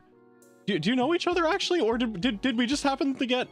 Oh, okay, you do. You do. I guess. Split fiction. Oh, I see. Oh, you're married. All right. Glad to hear. Split fiction though. Sounds like fun. Yeah, but hey, Raiders, welcome in. Yeah. How far'd you get? I think Akari would know better than me, seeing as she's played the game and I haven't. But good morning. Yes. I love split fiction. Monkey. Hey Raiders, welcome in. I'm Orion, Escalus, Celestial Wanderer, and AstraLog Member number 1, joined by... Hi, I'm Akari. Yeah. What's up? Yeah, hope you had fun. We're just getting some productivity done, I guess. This is like a weekly thing that happens on Tuesdays, and I'm kind of prepping for a party, I guess. I'm cooking a lot of stuff at a party, and I'm making sure that I have like all the ingredients planned out. There are some like special needs for sort of like just like what people can and can't eat. So I'm just planning out and making sure that I'm gonna get all the ingredients in order and not accidentally kill someone with a peanut allergy. Mars, I may or may not be talking about you. Yeah. Peanuts and shrimp? Oh yeah, in your dreams. And by dreams, I mean in an ER. Yeah, but thank you so much for the raid. Hope you had a lot of fun. If you want to hang around when we work and maybe get some of your own work done as well, that would be cool. I don't know how much longer we're gonna go actually, because I'm getting pretty close to wrapping up my food prep stuff, and everything else is kind of in place. Akari, how about you? I'm playing mobile games, so I hell yeah, that's productive. Do whatever. Yeah, but oh, hydrate. Thank you, Jinju. I'll hydrate. But anyone coming in from the raid, if you need to eat, drink, or step out and take a break or go to sleep, please do what you need to do. But if you want to hang around, you're very welcome to stay. The monkey part is like really fun. I enjoyed that part.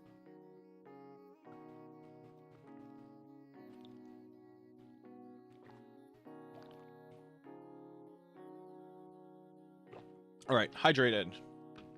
Yeah, right now I'm not playing anything on Spotify, but if things are working correctly, we have I have a stream open with a stream, or just a YouTube video open. It's like a compilation of all the Tales series battle soundtracks, and I'm reminiscing and being surprised at how thorough this person is, because there's a lot of mobile game like Tales battle themes I've never heard of before, and I'm like, what is this?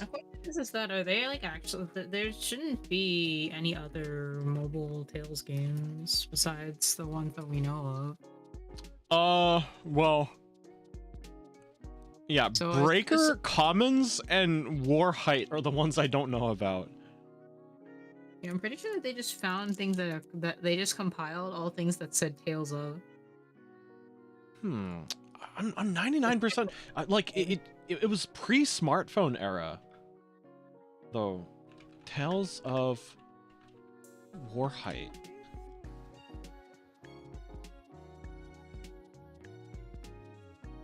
It's on the Escalus wiki. Really? Yeah, Tales of Mobile series. It's a name given to a series of Tales games released for the NTT Docomo 900i phone service in Japan. I see. They're little more than... Wait.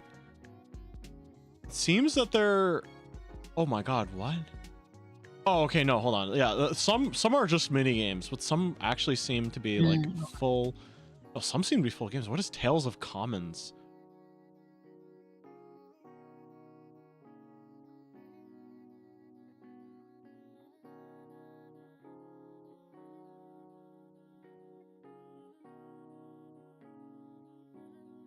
Wait, were these perhaps the characters in Astraea that I didn't recognize that I thought were original? Hold on a second, were they actually Tales of Mobile callbacks?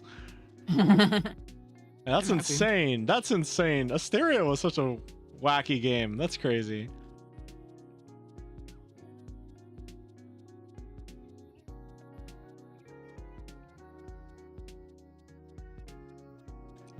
Oh, I should download, or not download, to deposit this check. Download the check. Get money. Mm-hmm.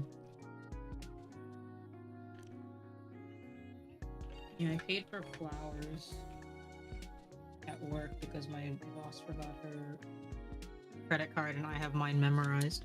Oh.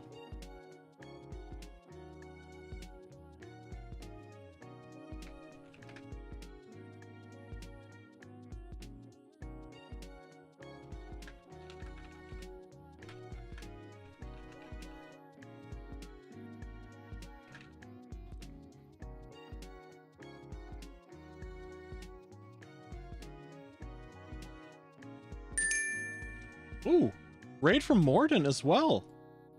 Hello. If I blow it up, is it an X-Wing? Were you playing a Star Wars game? Let's see. X-Wing. X-Wing. Or perhaps you were something with space flight in it. Let's see. Up to Everspace 2. Okay, I get it. That makes sense. Everspace 2. Isn't that like the very open-ended kind of like... Say, I'm trying to compare it. Is it like RimWorld, but it's like you're managing a spaceship? There's a lot of nearly X-Wing designs in there. Ooh. Or is it like... Oh, shoot. What's the name of the one that had like VR a while back? Like Elite? Is it more like Elite Dangerous in the sense that you're a pilot sim, or... Oh, okay, an open world space fighter sim where you can fly around and do mercenary missions. That's neat. Yeah, but thank you so much for the raid. Hope you had fun with that. Kind of like Elite Dangerous. Okay, cool. Yeah, but hope you had fun. Anyone coming in from the raid? If you need to step out and take a break for any reason, please do what you need to do. But if you want to hang around, at least for a little while longer, I'm working on compiling a shopping list, essentially, for a party that I am cooking for. Smaller scale, you fight smaller fighter crafts for the most part. Oh, okay. Yeah, I know Elite Dangerous is one of those games that has like... What? Is it one that has like a big connected world, or is that something else? Am I confusing it with Eve?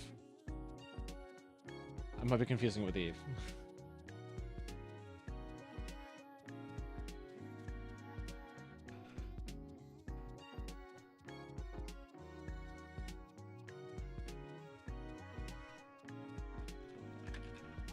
Oh, Elite Dangerous is always online, even if you play solo. I see. Interesting.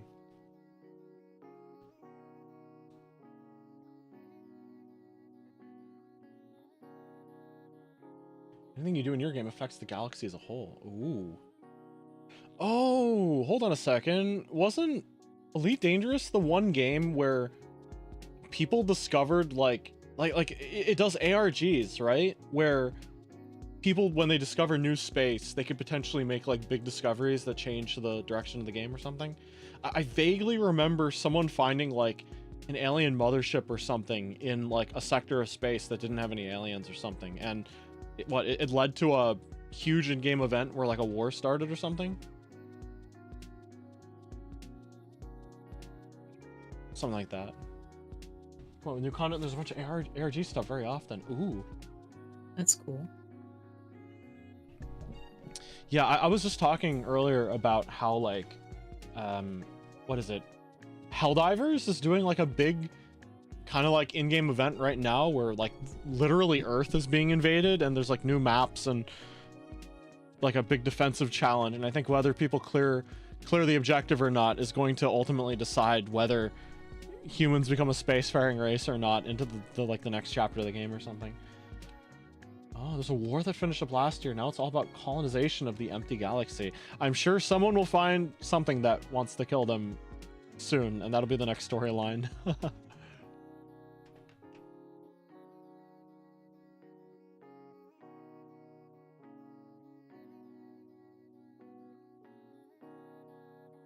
Yeah, but right now, the playlist that's running right now is a compilation of every Tales battle theme you could think of, no matter how obscure.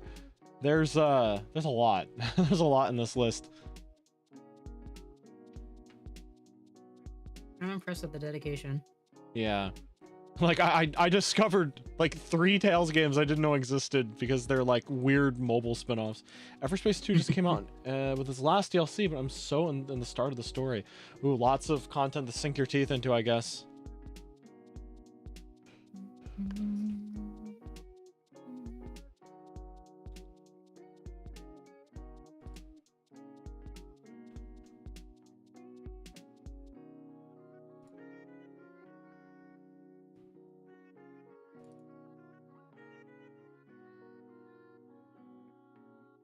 Oh, that's a load.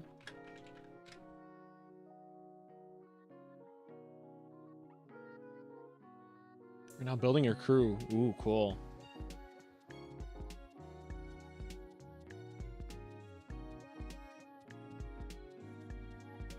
Actually, out of curiosity, what was, seeing as you have like sort of like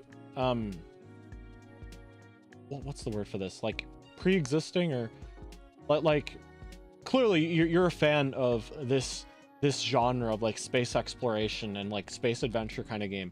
What was your opinion on Starfield, actually? Did you think it did cool stuff with its like ship customization and exploration? Did it like dangle enough of a carrot to make you want to keep playing it, or did its quest design like run dry really quickly? Because I've heard all kinds of things about it.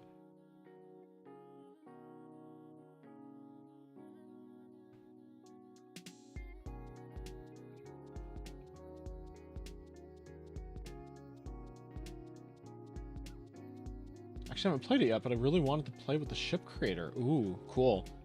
Yeah, I remember hearing that, at least on launch, if you built a ship that was like a ring, enemies would always aim towards like the center of mass in your ship. So if you made a ship that was empty in the middle, they'd never be able to hit it because your center of mass doesn't actually have anything there. That's pretty much all I know about Starfield. But I think people were saying that the space exploration aspect of it was definitely a lot better than the planetary exploration. I wonder if they patch that out, but you know what? Maybe it's funnier if they don't.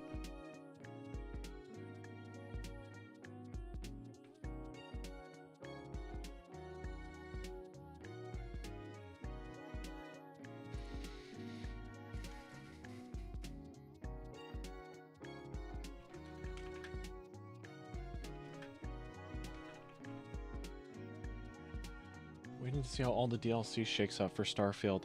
I do kind of wonder about the game's modding community as well, because like Bethesda games normally have a pretty like a pretty well established modding community, but I think I remember hearing people saying that Starfield wasn't like that easy to mod.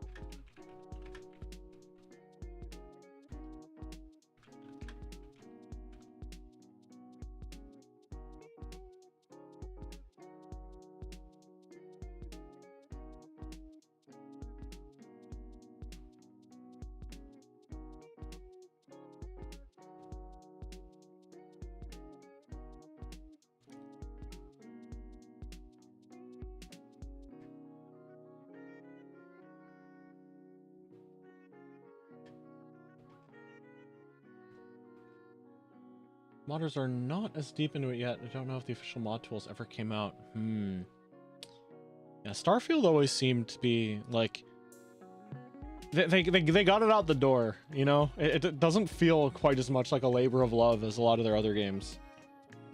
But who knows? Maybe they can turn things around. I know that is like a primarily single player focused game though. It's not the kind of thing that, you know, generally warrants extended support, but hopefully the DLC could bring it.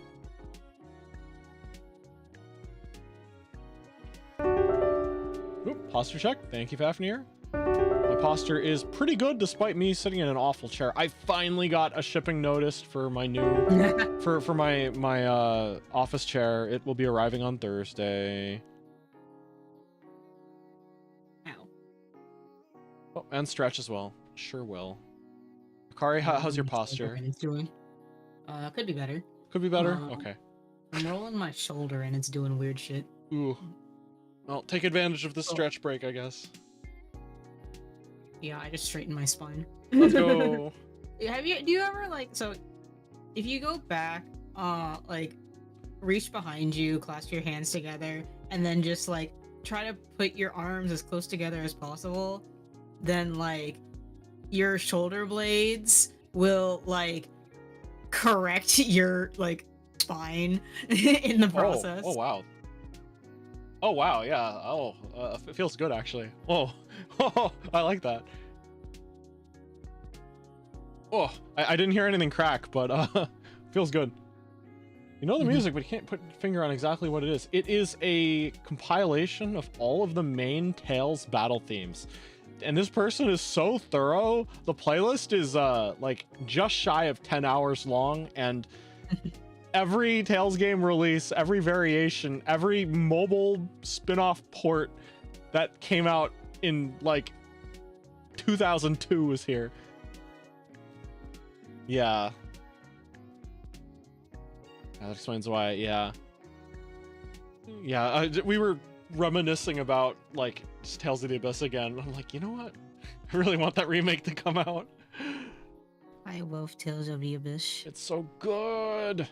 Like, you know what? I'll take a quote-unquote remastered port, but oh man, what I want is like a full-on remake. Mm-hmm.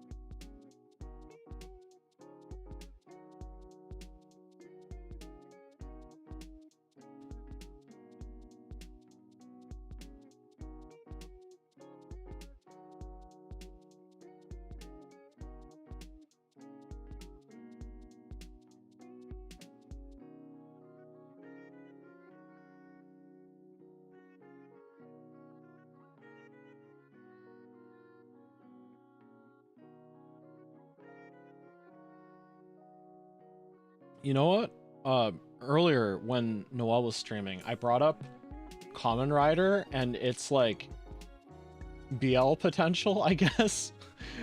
Mm-hmm. I think in the future I'm gonna do like an intro to Kamen Rider stream with Noel at least. Do you want to be on that too? do you want an introduction to Kamen Rider? Sure, why not? Hell yeah. I'm already aware of the only thing that I know about Kamen Rider is the BL potential. Yeah, I'd imagine. The thing is like last year's Kamen Rider was like, it was called Gotchard. It was about like essentially gotchaing for trading cards, and the concept was that the main character was an alchemist that used like alchemy cards to create new forms or whatever, and it was the straightest Kamen Rider ever made. It was so straight. So they compensated by making this like this year's Kamen Rider Gav, like the two main characters literally have a kid. kind of Nice. Kamen Rider Double, best Kamen Rider, you know, two dudes sharing one body. Not gay. Maybe gay. Yeah, there's a lot of dojins, I think. Yeah, Kamen Rider Double is like a noir detective kind of thing, where the main character is like this hard-boiled detective who's a little kooky, and he's got like a man in the chair who like has like all of human knowledge in his brain, but he has to like stay home. But they both do like a transformation dance to like give each other power. It's cool. Oh, I see.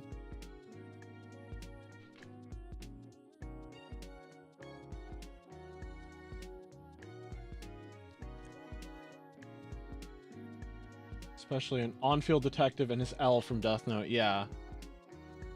It has an anime sequel, actually. It's so popular that it got like a spin-off that got animated.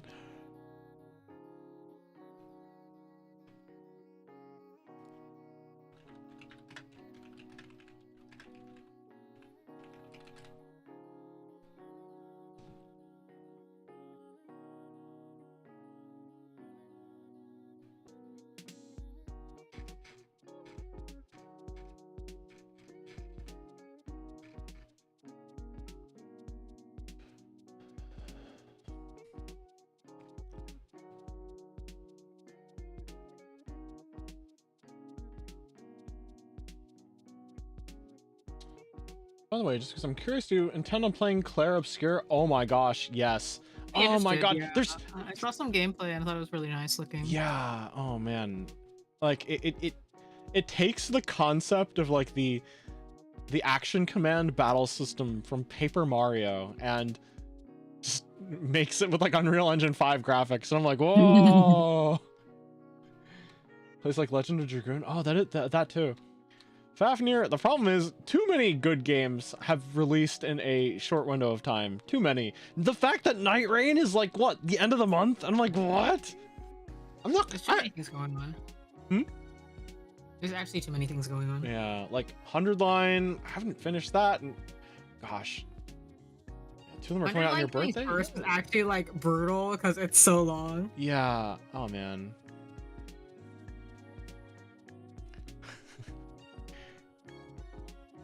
Oh man, you're right. I'm spoiling it now. I am going to make a hotkey I could press that when I finish 100 Line, I press it. It is actually going to bring up the "you can now play as Luigi" screen text. 100 Line and Claire Obscure turn-based fans are feasting. Absolutely, yeah. Honestly, I have to say 100 Line does stuff with like the tactics RPG formula I've never seen done before. It's so cool. It is like legitimately, I've never seen a tactics game play like it before, because like the focus is like AoEs. Like I have been describing it as like, what if there was a Dynasty Warriors game with turn-based tactics? It's actually so cool because every character is just wiping out the field. And Shoma, my goat. I think that so the creators have said that every single ending should be treated as like a true ending of the game, I think. Mm-hmm. So if you only get one ending, then that is totally okay. Yeah.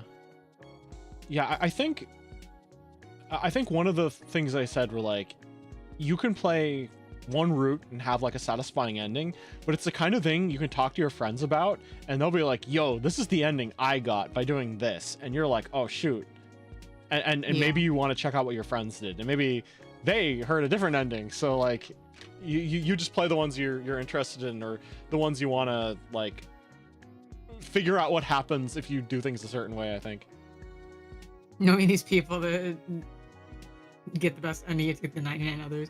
That makes sense. Yeah. It's true. But I think that there is something to be said about the fact that you can like you can have a satisfying ending by just getting one, yeah. Which I think is kind of nice. Yeah, like it's crazy that they're pretty much advocating for like, it is perfectly fine to not see 99% of the game. High five. I'm like, wow. That's how confident they are in their work. Pokemon Conquest is Samurai Warriors and Pokemon Tactics games. Well, I mean, it takes a little... I haven't actually played it because I didn't get it on launch, and it was a very rare game, and it's like very expensive now, right? Like hundreds and hundreds of dollars. It's a lot. But is it actually like you're fighting 100 people at once, or like by like Dynasty Warriors, I mean that like all your characters' attacks are AoEs, and the waves of enemies coming at you, there's like maybe 40 enemies coming at you every other turn, something like that. Pokemon Conquest is more like FF Tactics. Okay, yeah, so like Pokemon Conquest is literally Samurai Warriors, but I'm talking more about like I don't know what I've heard like a very like incorrect incorrect kind of name to refer to the genre, but I'm mostly referring to just there being like a lot of things that you're cutting down. Uses the historical figures from Samurai Warriors. Okay. Yeah, I know they gave like a Pokemon, like partner Pokemon to each person, which I think is kind of cool.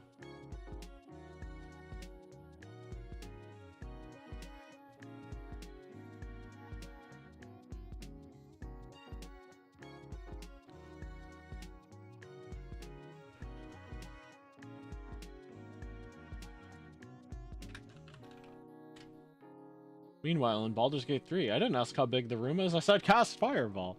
Oh man, I have to actually play Baldur's Gate 3 at some point. I had a very unreliable friend, I guess, that I'm kind of not in contact with anymore, and I'm probably better off.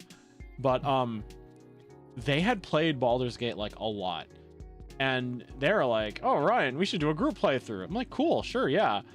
And they were playing the game in such a way that I was having an awful first time experience, because I was like in a conversation with a character and a cutscene was happening, and they like skipped the cutscene and like collected all the stuff in the area, activated and finished like 3 quests and started romancing one of the party members before I was done with the first cutscene. I'm like, what?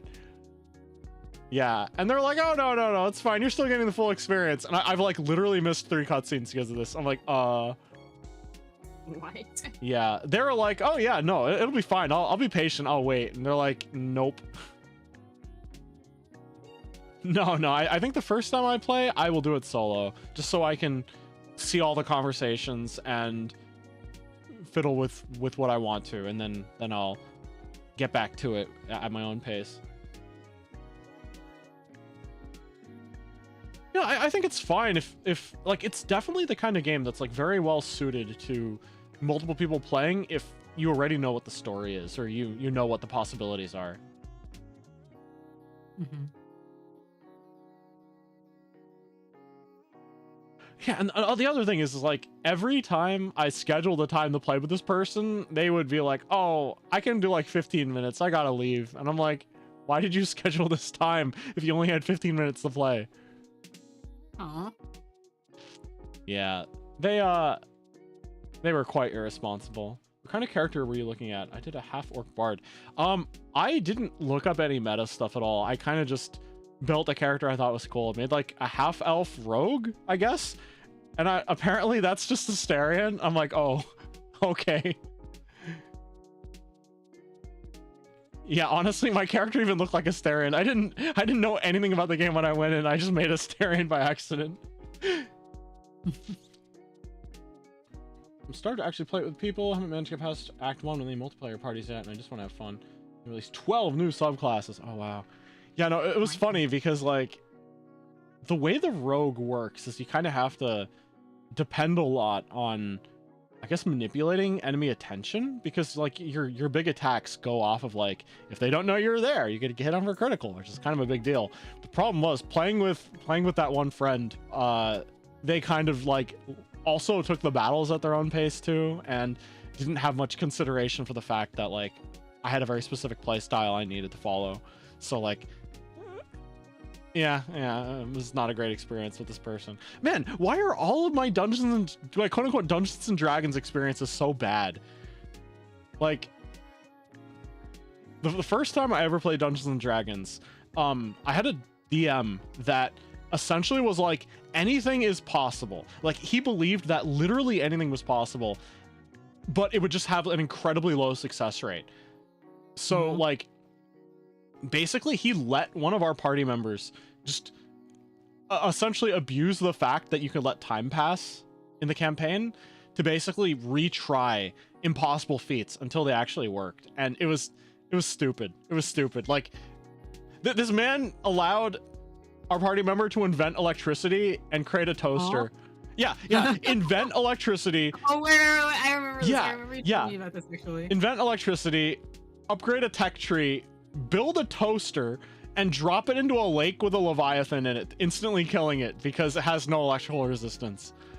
And I'm like, did you seriously let him do that? Yeah. Same DM who also was like, he believed that critical misses were like silly and over the top. So like if you critical miss, you like kill 2 party members and now have like a stepladder embedded in your arm because you like tripped and fell. And I'm like, how did this even happen? Yeah, I don't know. Technically an artificer could invent it. Well, it was like a barbarian who invented it. His chance was like 1 in a million, but he literally let the guy have 1 million attempts because he passed like 5 years or something. It's ridiculous. Yeah, no, he was a bit too freeform. Another DM I had was like, they were like, hey, I'm running a campaign for absolute beginners. And he said it was a one-shot that would take like a session. 9 sessions, the party quit because we all died instantly because it's so dumb. It's so dumb. Like, he said it was a one-shot, and 9 sessions later we're like, why is this campaign still going? And he was like, oh, you guys just haven't figured it out yet. It's so obvious. And we're like, no, it's not. Oh, man. And also, he was the person who was like, all right, we've entered the dungeon where the supposed big bad is.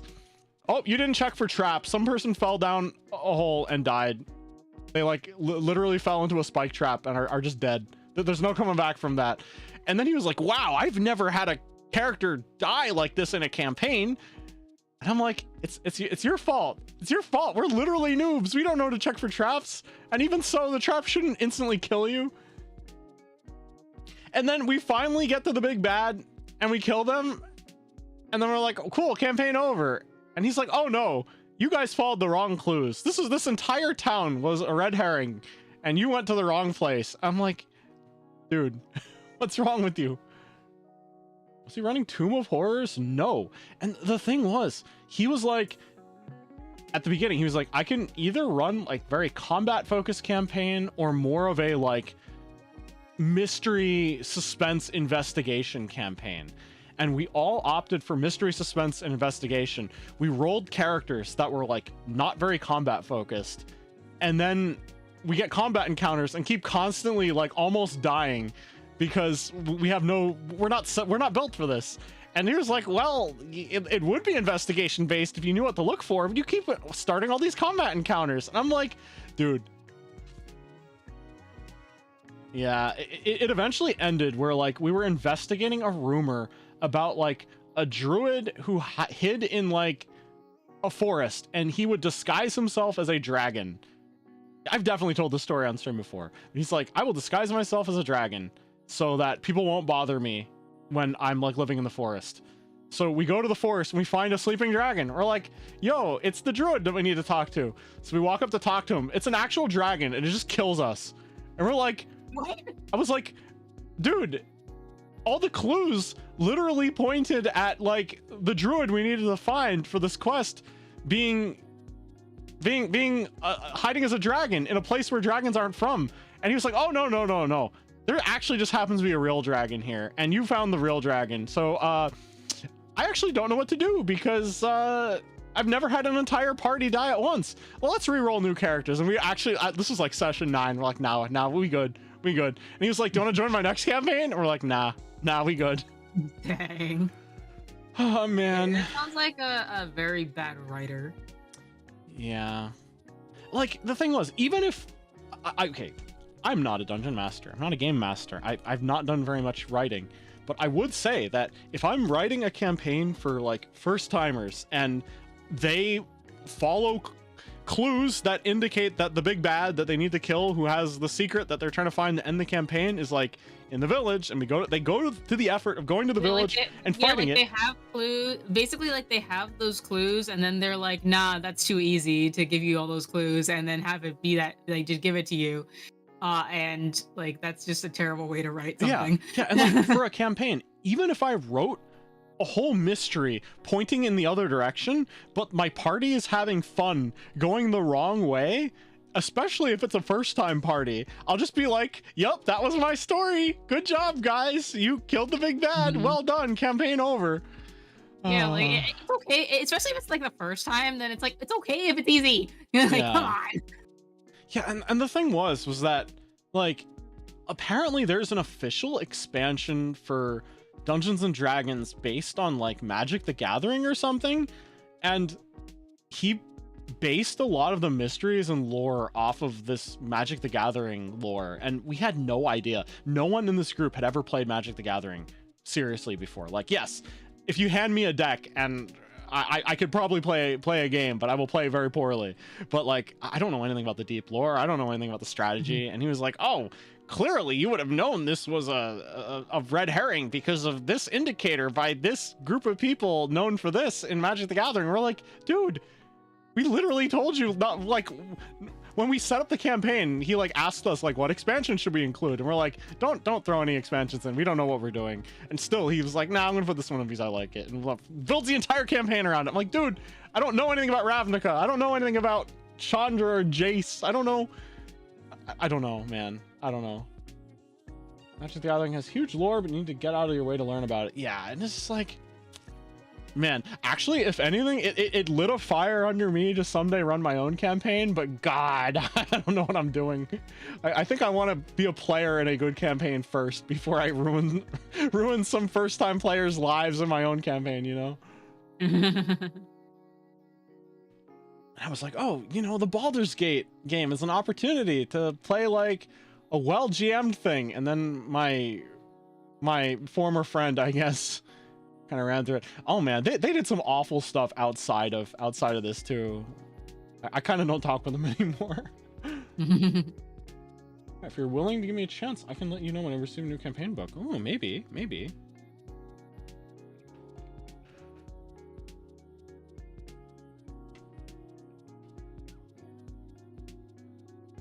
Although yes, we need 10 years of experience as the entry-level job. Yeah.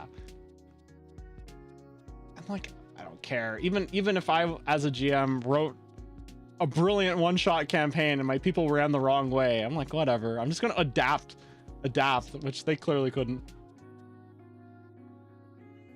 Not to mention, one of the party members was like role-playing their barbarian character really hard, so they'd fight literally everything. And I'm like, man, I don't even think you know what a murder hobo is, but you're being one of them. Astralog and Friends D&D campaign, wouldn't that be something? I kind of want, okay, like this is a ridiculous thing to say as someone who's like never had a good campaign, but I kind of want to come up with my own like tabletop system based on like a setting that I don't think really has like a tabletop like book or format established around it. Actually, there seem to be a few people here who know about like tabletop campaigns and stuff. Is there anything that's like steampunk Indiana Jones, like romanticized exploration and looking for magic artifact kind of things, like swashbuckling? And yeah, oh, is there? Tell me more, Morden.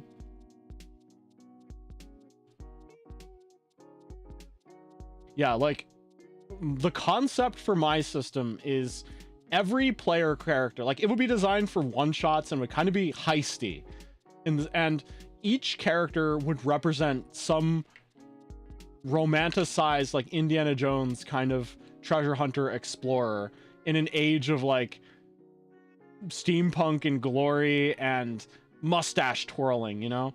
And every character would have some kind of OP magical artifact that gives them a special ability that allows them to do something cool in the heist.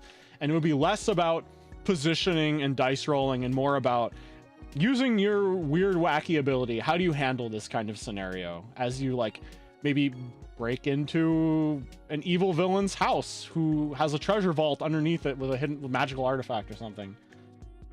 Gun might be workable for that kind of setting. Oh my god, I had an awful time with a gun campaign. I completely forgot about it.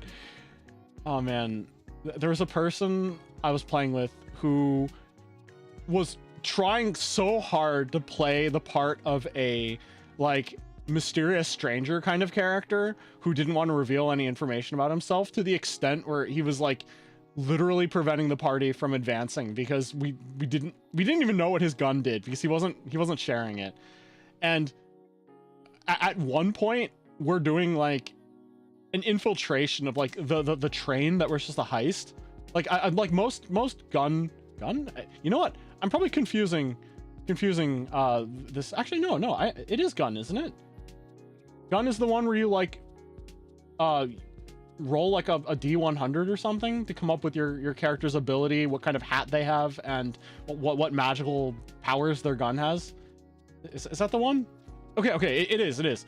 Yeah, we were like infiltrating a train and we were trying to like go quiet, like make as little noise as possible. And my one friend, who was like the mysterious stranger too hard, it was like trying too hard to be the mysterious stranger, refused to comply with the like NPC that was like collecting our tickets. Like we were trying to lie our way onto the train even though we didn't have tickets, and he refused to like disclose anything and ended up causing this entire like big gunfight on the train where we were hopelessly losing. And then every other person at the table was just like, you know what, we're all gonna shoot you like ruined the campaign, we're just gonna like try killing you. And I think the DM realized this and created like this epic, like, actually, you know, that was kind of fun because the DM realized that we were all self-sabotaging and made like an epic kind of like traitor scenario play out where everyone dramatically died because they all shot each other at once. It was really great. Blades in the Dark. I've heard that name before. Panic at the Dojo? I've not heard that one. Channel Dimension 20 plays a lot of different themed tabletops. I'm making a sense of that. Ooh. I don't know. It just seems that every campaign I get into is like so silly for all the wrong reasons. And I just come out of it being like, that could have been better. Oh man. You know what? At the very least, they make for good stories because I'm talking about it here and laughing about it, so whatever. I've not heard Panic at the Dojo. Is it like what, Kung Fu Magic themed? Iron Kingdom is really cool. Their settings, I love the systems that are meh. Interesting.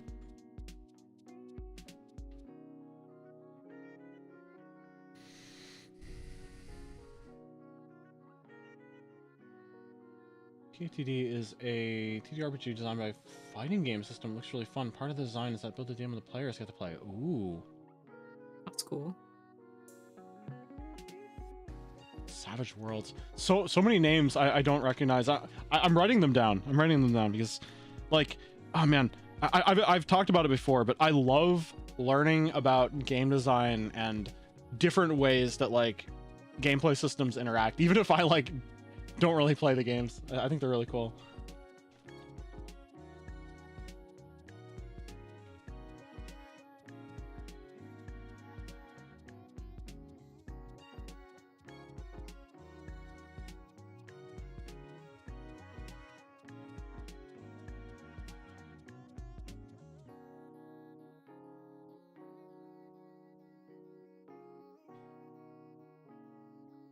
Oh, Gun was the Salt collab. Oh, you know what? I do remember that vaguely. Ah. Seven Worlds. And then Dimension 20.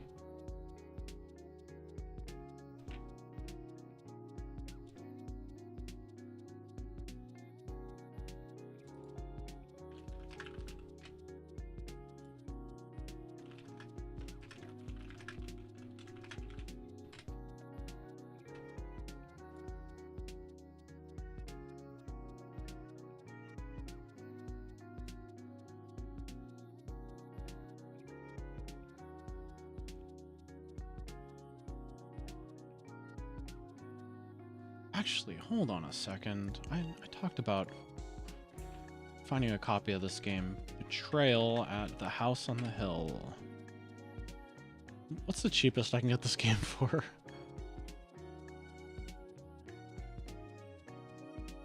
Oh, has the game not been reprinted in a while? Why is it $141? What? There's a game I really like that's honestly it's a little tabletop-y. But it's like a hybrid tabletop and board game kind of thing, in the sense that basically it takes like that 80s pulp horror kind of concept of like there is a probably haunted mansion and you are like these 80s teens who are exploring the mansion for some reason, like very Scooby-Doo-ish, I guess.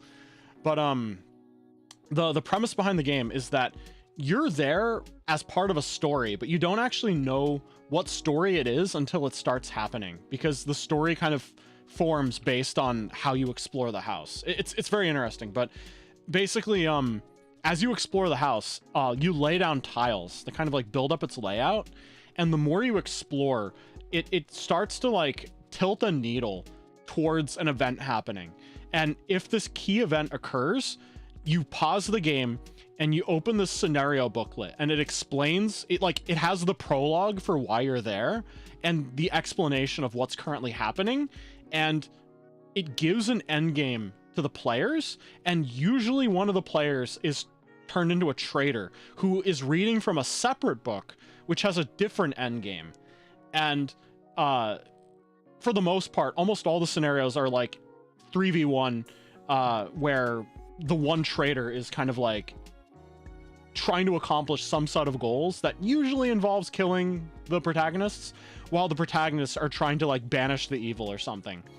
And basically you determine what scenario you're in based on like what artifacts have you uncovered, how many rooms have you built, does the house have a basement yet, does it have a second floor, and basically it builds out this like unique, like there's like 50 scenarios in the main book, and I think like 30 more in the expansion or something, but each one has like a different kind of like 80s horror twist to it, and different objectives and different game plans and stuff, and you can role play pretty hard as the characters, which is kind of neat. It's a super good game. But you know what, the copy of the game I'm looking at is the legacy edition of the game, where it starts with no scenarios, but how you play it actually builds the scenarios, and you write your own like epilogues and like intros and stuff like that. It's really cool.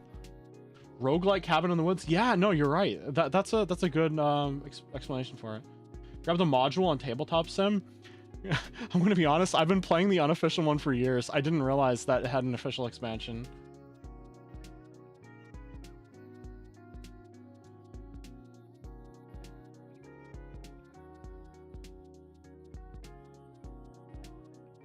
Actually, how quickly can this get here if I were to buy it? Like, it's a great game, but it does have a bit of a learning curve if you're playing with people that never played it before.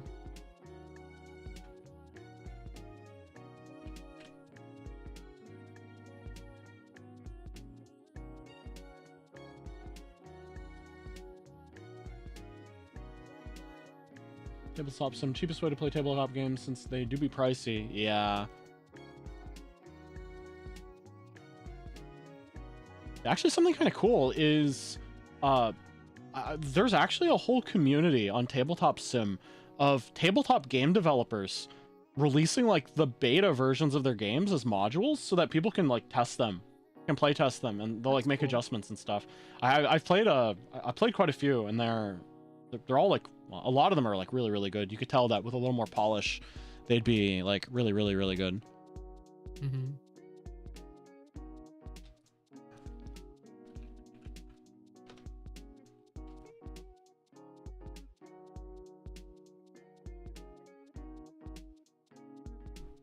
Oh man, they made a Christmas expansion? Yo!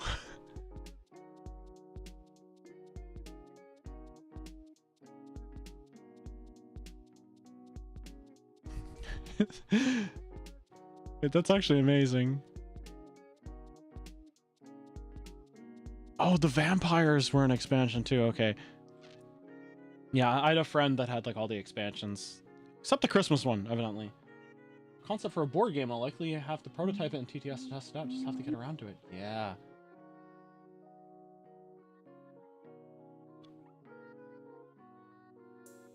Okay. How quickly would this arrive if I were to order it?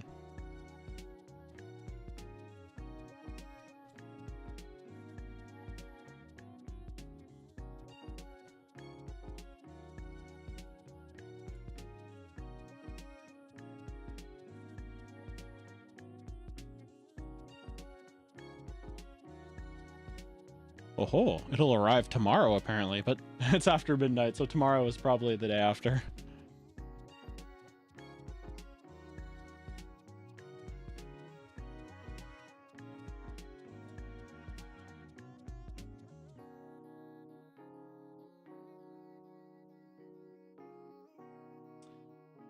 You know what would be a great stream? AstraLog plays Twilight Imperium 4th edition. Oh, that name sounds familiar. Why am I Twilight? Is it a Warhammer game?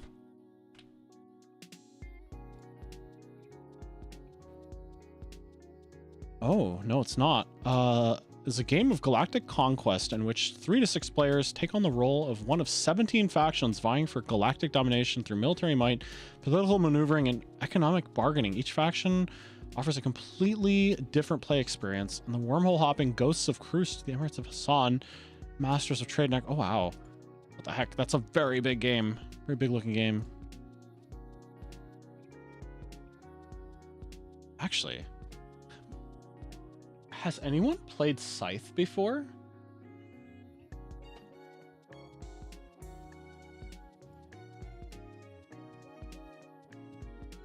It kind of reminds me because there's like a 6-side, like a hexagon is a board with 6 sides, up to 6 players can play, and it's like Cold War era like oil punk kind of technology, I guess, with like diesel powered mechs and stuff, and airships that kind of explosive, like Hindenburg hydrogen instead of helium kind of stuff. I've not been vaguely aware of it. Yeah, I played it a couple times, I think I won every game I played, but it was a fun game for sure.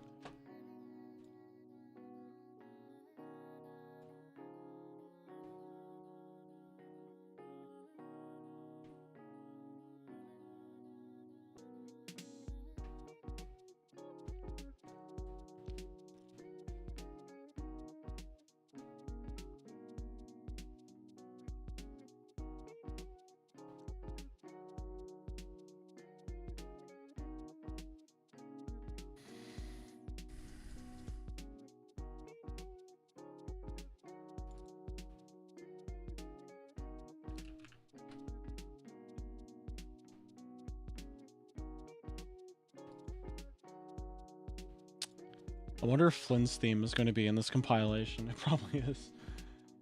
One game that I like that I haven't had much chance to play is Massive Darkness. It's a cooperative dungeon crawler board game. Dungeon crawler board game. Interesting.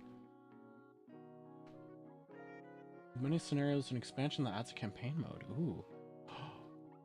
You know what would be cool? Oh man. Out of Space as a board game would be so cool.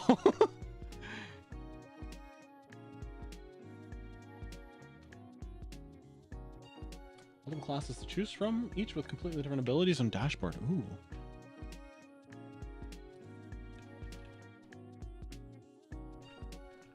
I forgot I was muted. Yes, Out of Space would be a good board game. Okay. Are you snacking? Yeah. What you snacking on? Cheez-Its. Well, Cheez-It snaps. Nice.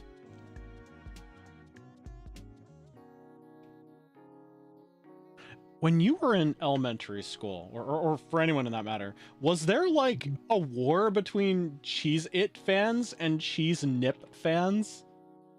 I have never heard of Cheese Nips. Good, because Cheez-Its are the superior ones. I was on Team Cheez-It all the way. No, it was weird. If you... Cheese Nips, more often, like, they were both, like, you know, that cheese cracker kind of thing.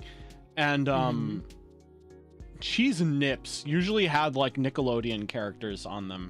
Oh, like, stamped into them, yeah. And you were cool if you had Cheese Nips, even though they tasted like cardboard and sawdust. That's right, Cole. You can only have jalapeno flavor on one of them.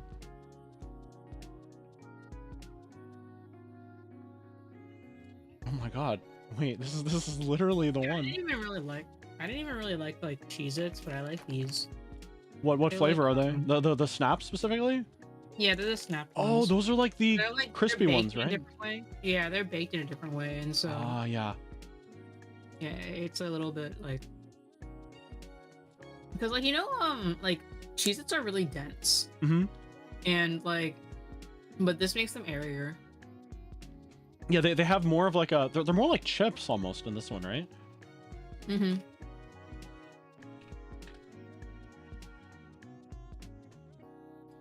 Oh no, there's now a file on my computer called nips. Why did they name it that? Why did they name it that? Why did you save it like that? I just pressed enter. I didn't even it was that by default. There it is. Look at that. Cheese nips. They suck. Actually, I'm so upset. I'm flipping them upside down. That's right. There we go. Cheese nips in distress.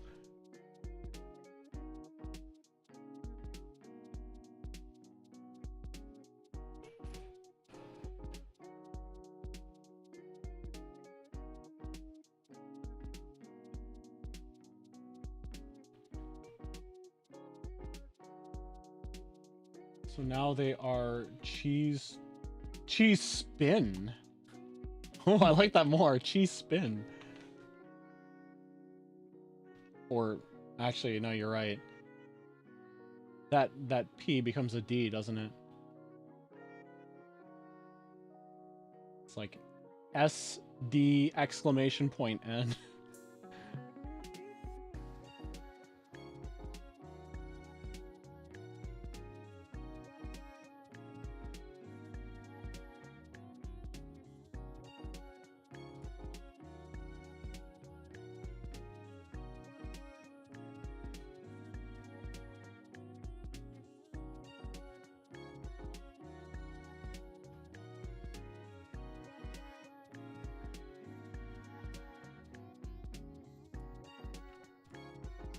Exclamation mark would have worked better. You found. Nah, don't worry about it.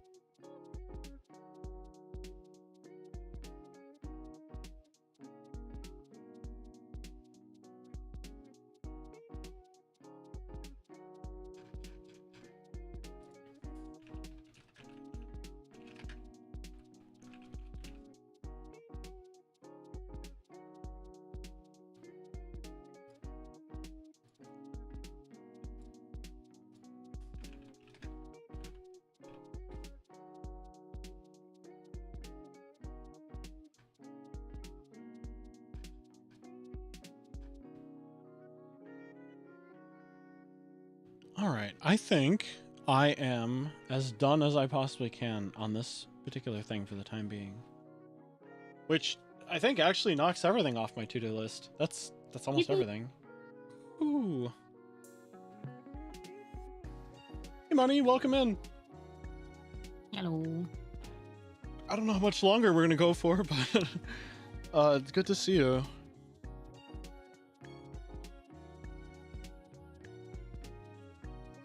Oh man, productivity complete. Nice.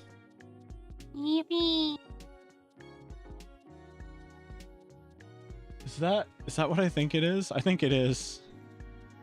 Yup, it is. All right, what do you say we call it here? Works for me. I'll have money. Let's find a raid target.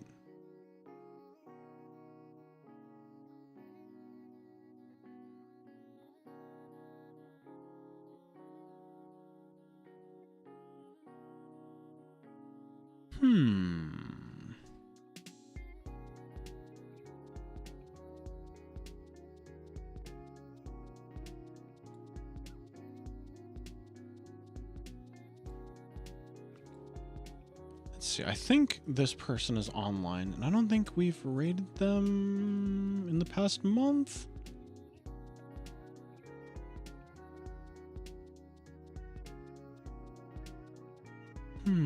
Actually, you know what? Why don't we... Yeah, why don't we Uno reverse Helios? Helios has raided us a couple times in the past during productivity, and looks like he is playing Cuphead with at least Shu and one other person. I don't recognize their model. You can play with 3 people. Maybe it's just maybe they're just... Honestly, I only see one player on screen. I think they're just spectating. Like, spectating his misery. I see. Yeah. I'm interested in trying Cuphead. It's one of those things that I look at, and I'm like, if it controls anything as smoothly as it looks it does, I'm like, maybe I'll do okay. Honestly, the movement reminds me of Hollow Knight a little. Look up the animated series Indie Cross. 100-line merch? 100-line merch? 100-line merch? I'm gonna start the raid on Helios, but yeah, thank you all for joining. Hope you got a lot of work done or was just able to chill. Yeah, hopefully it was not anywhere near as stressful as probably what Helios is going through right now. Send me a link? Sure. Totally do that. All right, what's coming up? I technically didn't make a schedule this week. It's going to be 100-line if it's going to be 100-line if there's time, but I don't think there is. There's like a crazy amount of prep I'm doing for stuff. Who knows though? Maybe next week will be very exciting. I have a lot of IRL stuff to do. Yeah, know the feel too well. Yeah, but look forward to next week. Perhaps there will be exciting stuff. Yeah, but until we meet again, see you soon. Bye-bye. Bye.